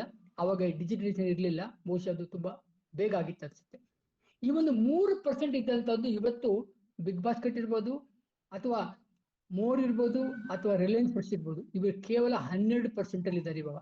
ಇನ್ನ 88% ಭಾಗನ ಕೇವಲ ಉತ್ಪಾದನೆ ಆದಂತಹ ಪದಾರ್ಥಕ್ಕೆ ಬೆಲೆ ನಿರ್ಧರಿಸುವಂತಹದ್ದು APMCಗಳಲ್ಲಿ ಅಥವಾ ಟ್ರೇಡರ್ಸ್ ಹತ್ರ. ಇವಾಗ ನಾವು ಗ್ರಾಹಕರಾಗಿ ಆಲೋಚನೆ ಮಾಡೋಣ. ನಾವು ಗ್ರಾಹಕ ಯಾವಾಗಲೂ ಬಯಸ್ತಾನೆ ಒಳ್ಳೆ ಕ್ವಾಲಿಟಿ ಬೇಕು, ಒಳ್ಳೆ ಗುಣಮಟ್ಟ ಬೇಕು, ಕಡಿಮೆ ಬೆಲೆ ಬೇಕು ಅಂತ. ಕಡಿಮೆ ಬೆಲೆಯಲ್ಲಿ ಬೇಕು, ಒಳ್ಳೆ ಗುಣಮಟ್ಟ ಬೇಕು, ಯಾವಾಗಲೂ ಬೇಕು ಅಂತ. ಅದೇ ಉತ್ಪಾದಕ ಬಯಸ್ತಾನೆ ತನಗೆ ಹೆಚ್ಚು ಬೆಲೆ ಬೇಕು, ತಾನು ಬೆಳೆದದ್ದಕ್ಕೆ ಬೆಲೆ ಬೇಕು ಅಂತ. ಈ ಒಂದು ಸಂದಿಗ್ಧ ಪರಿಸ್ಥಿತಿಯಲ್ಲಿ ಗ್ರಾಹಕ ಮತ್ತು ಉತ್ಪಾದಕರಿದ್ದಾನೆ. ಮಧ್ಯದಲ್ಲಿ ನಾವು ಈ ಒಂದು ಏಜೆಂಟ್ಗಳಿರ್ಬೋದು, ಕಮಿಷನ್ ಇರ್ಬೋದು, ದಲಾಳಿಗಳಿರ್ಬೋದು, ಮಧ್ಯವರ್ತಿಗಳಿರ್ಬೋದು, ಅವರು ನೀವು ಹೇಳಿದಾಗೇನೆ ಹಲವಾರು ಚಾನೆಲ್ಗಳಲ್ಲಿ ಅವರು ತಮ್ಮ ಒಂದು ಹಣನ ಉತ್ಪಾದಿತ ಹಣ ಜಾಸ್ತಿ ಮಾಡ್ಕೋತಾ ಇದ್ದಾರೆ. ಅದನ್ನ ಬಿಡಬೇಕು ಅನ್ನುವಂಥ ಒಂದು ಉದ್ದೇಶದಿಂದ ಈಗ ಹಾಲಿನಲ್ಲಿ ಯಾವ ತರ ನಾವು ಒಂದು ತಾವು ತಿಳಿಸ್ತಾ ಕ್ಷೀರ ಕ್ರಾಂತಿ ಆಯ್ತು 1965 ನಂತರ 70ರಲ್ಲಿ. ನಾನು ಕೂಡ ಅದರಲ್ಲಿ ಭಾಗಿಯಾಗಿದ್ದೆ ಸುಮಾರು 2 ದಶಕಗಳ ಕಾಲ. ಅದೇ ರೀತಿಯಲ್ಲಿ ಇದರಲ್ಲೂ ಕೂಡ ರೈತರ ಸಂಘಟನೆಯನ್ನ ಆದ್ರೆ ಮಾತ್ರ ತಾವು ತಿಳಿಸಿದ್ರಿ, ಅದರಿಂದ ಮಾತ್ರ ಸಾಧ್ಯ. ಯಾವ ಸರ್ಕಾರ ಇರ್ಬೋದು, ಯಾವ ರಾಜಕಾರಣಿಗಳಿರ್ಬೋದು, ಇದನ್ನ ಬದಲಾಯಿಸಲಿಕ್ಕೆ ಸಾಧ್ಯ ಇಲ್ಲ, ಬದಲಾಗಲು ಕಾರಣವೂ ಇಲ್ಲ. ಇನ್ನು ತಾವು ಸಾವಯವದ ಬಗ್ಗೆ, ಸಹಜ ಕೃಷಿ ಬಗ್ಗೆ ಮಾತಾಡಿದ್ರಿ, ಬಹಳ ಸಂತೋಷ. ನಾನು ಕೂಡ ನನ್ನ ಮನೆಯಲ್ಲಿ ಇವತ್ತು ಸಹಜ ಸಮೃದ್ಧ ಆರ್ಗ್ಯಾನಿಕ್ಸ್ ಅನ್ನುವಂಥ ಒಂದು FPOದ ಬಗ್ಗೆ ನಾನು ಕೂಡ ಅದರಲ್ಲಿ ನಿರ್ದೇಶಕರಾಗಿದ್ದೀನಿ. ನಾಳೆ ಅವ್ರದ್ದು ಪ್ರೆಸೆಂಟೇಷನ್ ಕೂಡ ಇದೆ. ನಾಳೆ ಯಾತಕ್ಕೆ ನಾನು ಈ 23ನೇ ತಾರೀಕು ಈ ಒಂದು ಪ್ರೆಸೆಂಟೇಷನ್ ನಾಳೆ ಇಟ್ಟಿದ್ದೀನಿ ಅಂದ್ರೆ, ನಾಳೆ ತಮಗೆಲ್ಲರಿಗೂ ಗೊತ್ತಿದೆ, ನಾಡಿದ್ದು 24ನೇ ತಾರೀಕು ಯಾವ ತರ ಗ್ರಾಹಕರ ದಿನಾಚರಣೆ ನಮ್ಮ ದೇಶದಲ್ಲಿ ನಾವು ಆಚರಿಸ್ತಾ ಇದ್ದೀವಿ, ಅದೇ ತರ ಪ್ರತಿ ವರ್ಷ ಡಿಸೆಂಬರ್ 23ರಂದು ರೈತರ ದಿನಾಚರಣೆ ಅಂತ ಒಂದು ಆಚರಿಸ್ತೇವೆ. ಆದ್ರೆ ಎಷ್ಟು ಜನ ರೈತರಿಗೆ ಗೊತ್ತಿದೆ, ಎಷ್ಟು ಜನರಿಗೆ ಗೊತ್ತಿದೆ ಗೊತ್ತಿಲ್ಲ.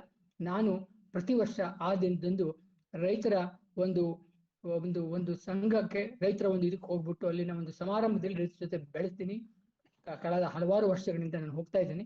ನಾಳೆ ಕೂಡ ಹೋಗುವಂತ ಒಂದು ಸಂದರ್ಭ ಇದೆ. ಆನೇಕಲ್ ಹತ್ರ ನಮ್ಮದೊಂದು ರೈತರ ಸಂಘಟನೆ ಇದೆ, ಅಲ್ಲಿಗೆ ಹೋಗ್ತೀವಿ. ಸಹಜವಾಗಿ ಅವ್ರು ಬೆಳೀತಾರೆ, ಸಹಜವಾಗಿ ಅದನ್ನ ಕೃಷಿಯಲ್ಲಿ ನಾವು ಅದನ್ನ ಮಾರಾಟ ಮಾಡಲಿಕ್ಕೆ ಅವ್ರದ್ದು ಕೂಡ ನಾಳೆ ಪ್ರೆಸೆಂಟೇಷನ್ ಇದೆ. ಅದನ್ನ ಪ್ರಧಾನಮಂತ್ರಿಯವರು ಕೂಡ ಅದನ್ನ ಹಲವಾರು ಬಾರಿ ಅದನ್ನ ವಿಶ್ಲೇಷಣೆ ಮಾಡಿದ್ದಾರೆ. ಅದ್ರೂ ಕೂಡ ತಾವು ನಾಳೆ ನೋಡ್ಬೋದು. ಇನ್ನು ತಾವು ತುಂಬಾ ಚೆನ್ನಾಗಿ ಹೇಳಿದ್ರಿ.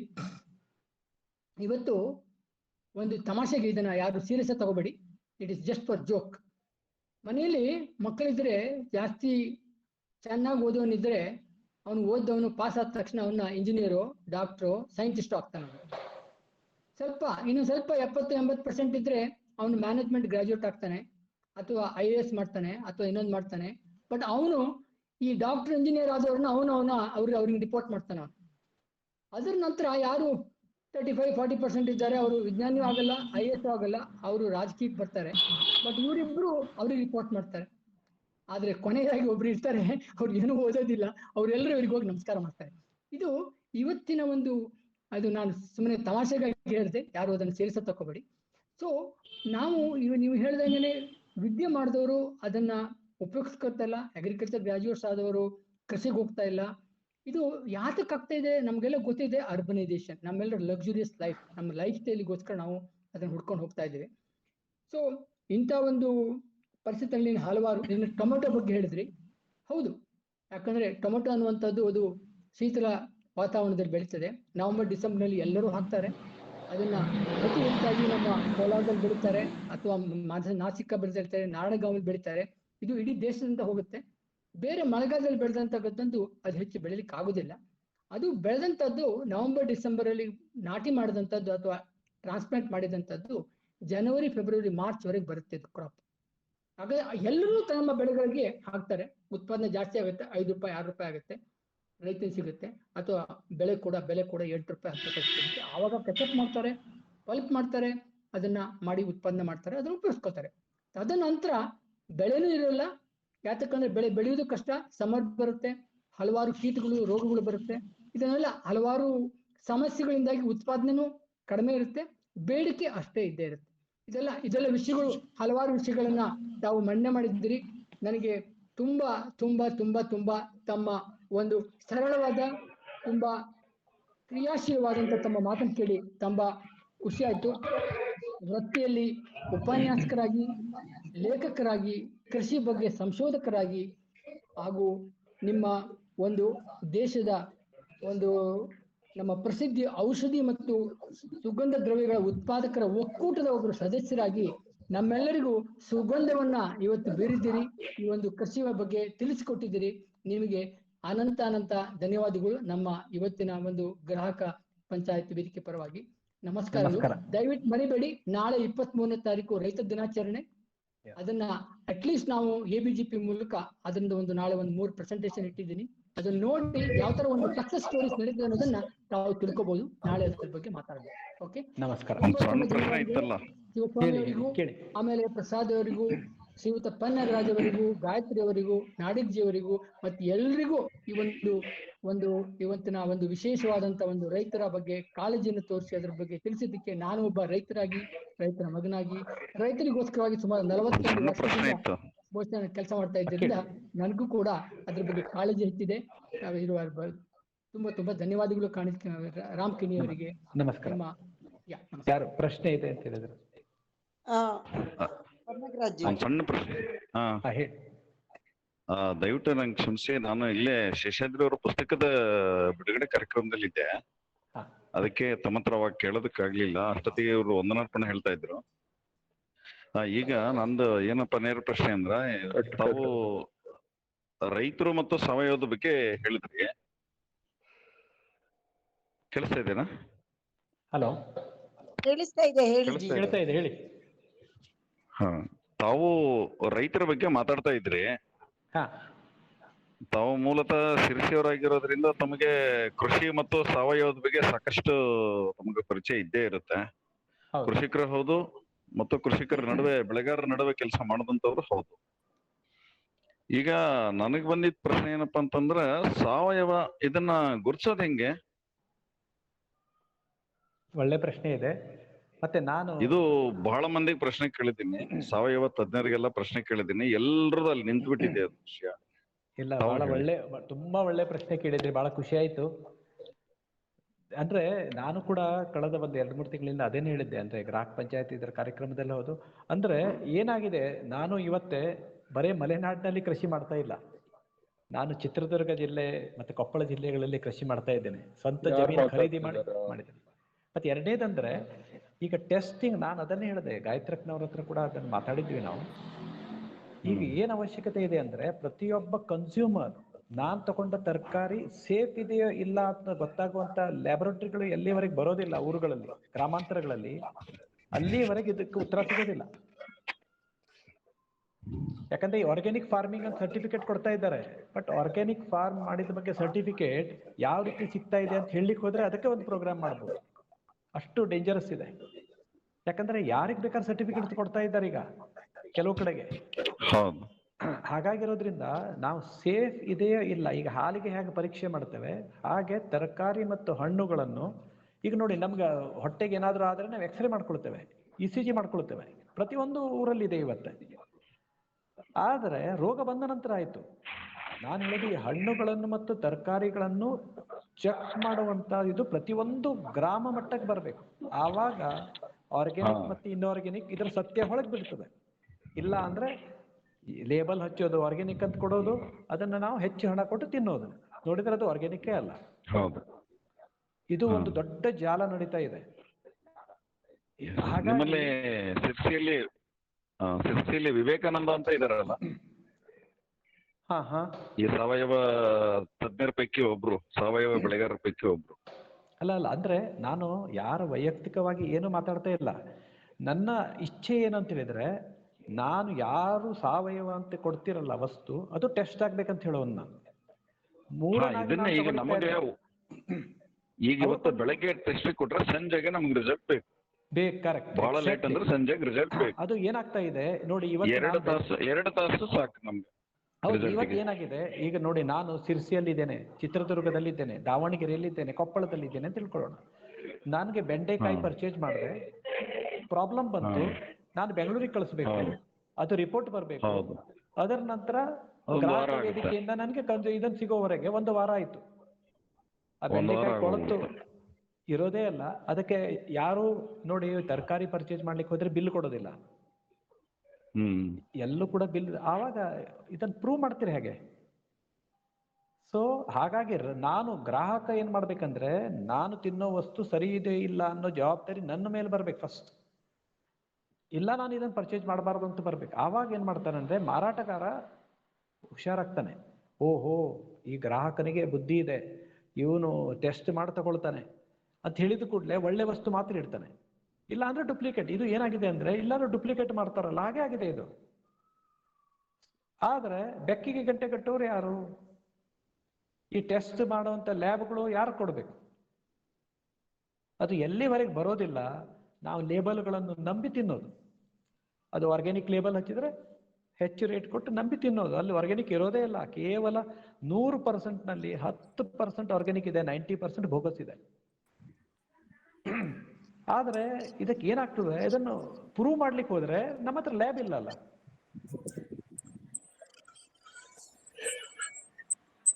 ಈಗ ಲ್ಯಾಬ್ ಅವಶ್ಯಕತೆ ಇಲ್ಲ. ಈಗ ನೋಡಿ, ಪ್ಯಾಕೇಜ್ಡ್ ಫುಡ್ಸ್ ಏನ್ ಬರ್ತಾ ಇದೆ, ಫಾರ್ ಎಕ್ಸಾಂಪಲ್ MTR ಫುಡ್ಸ್.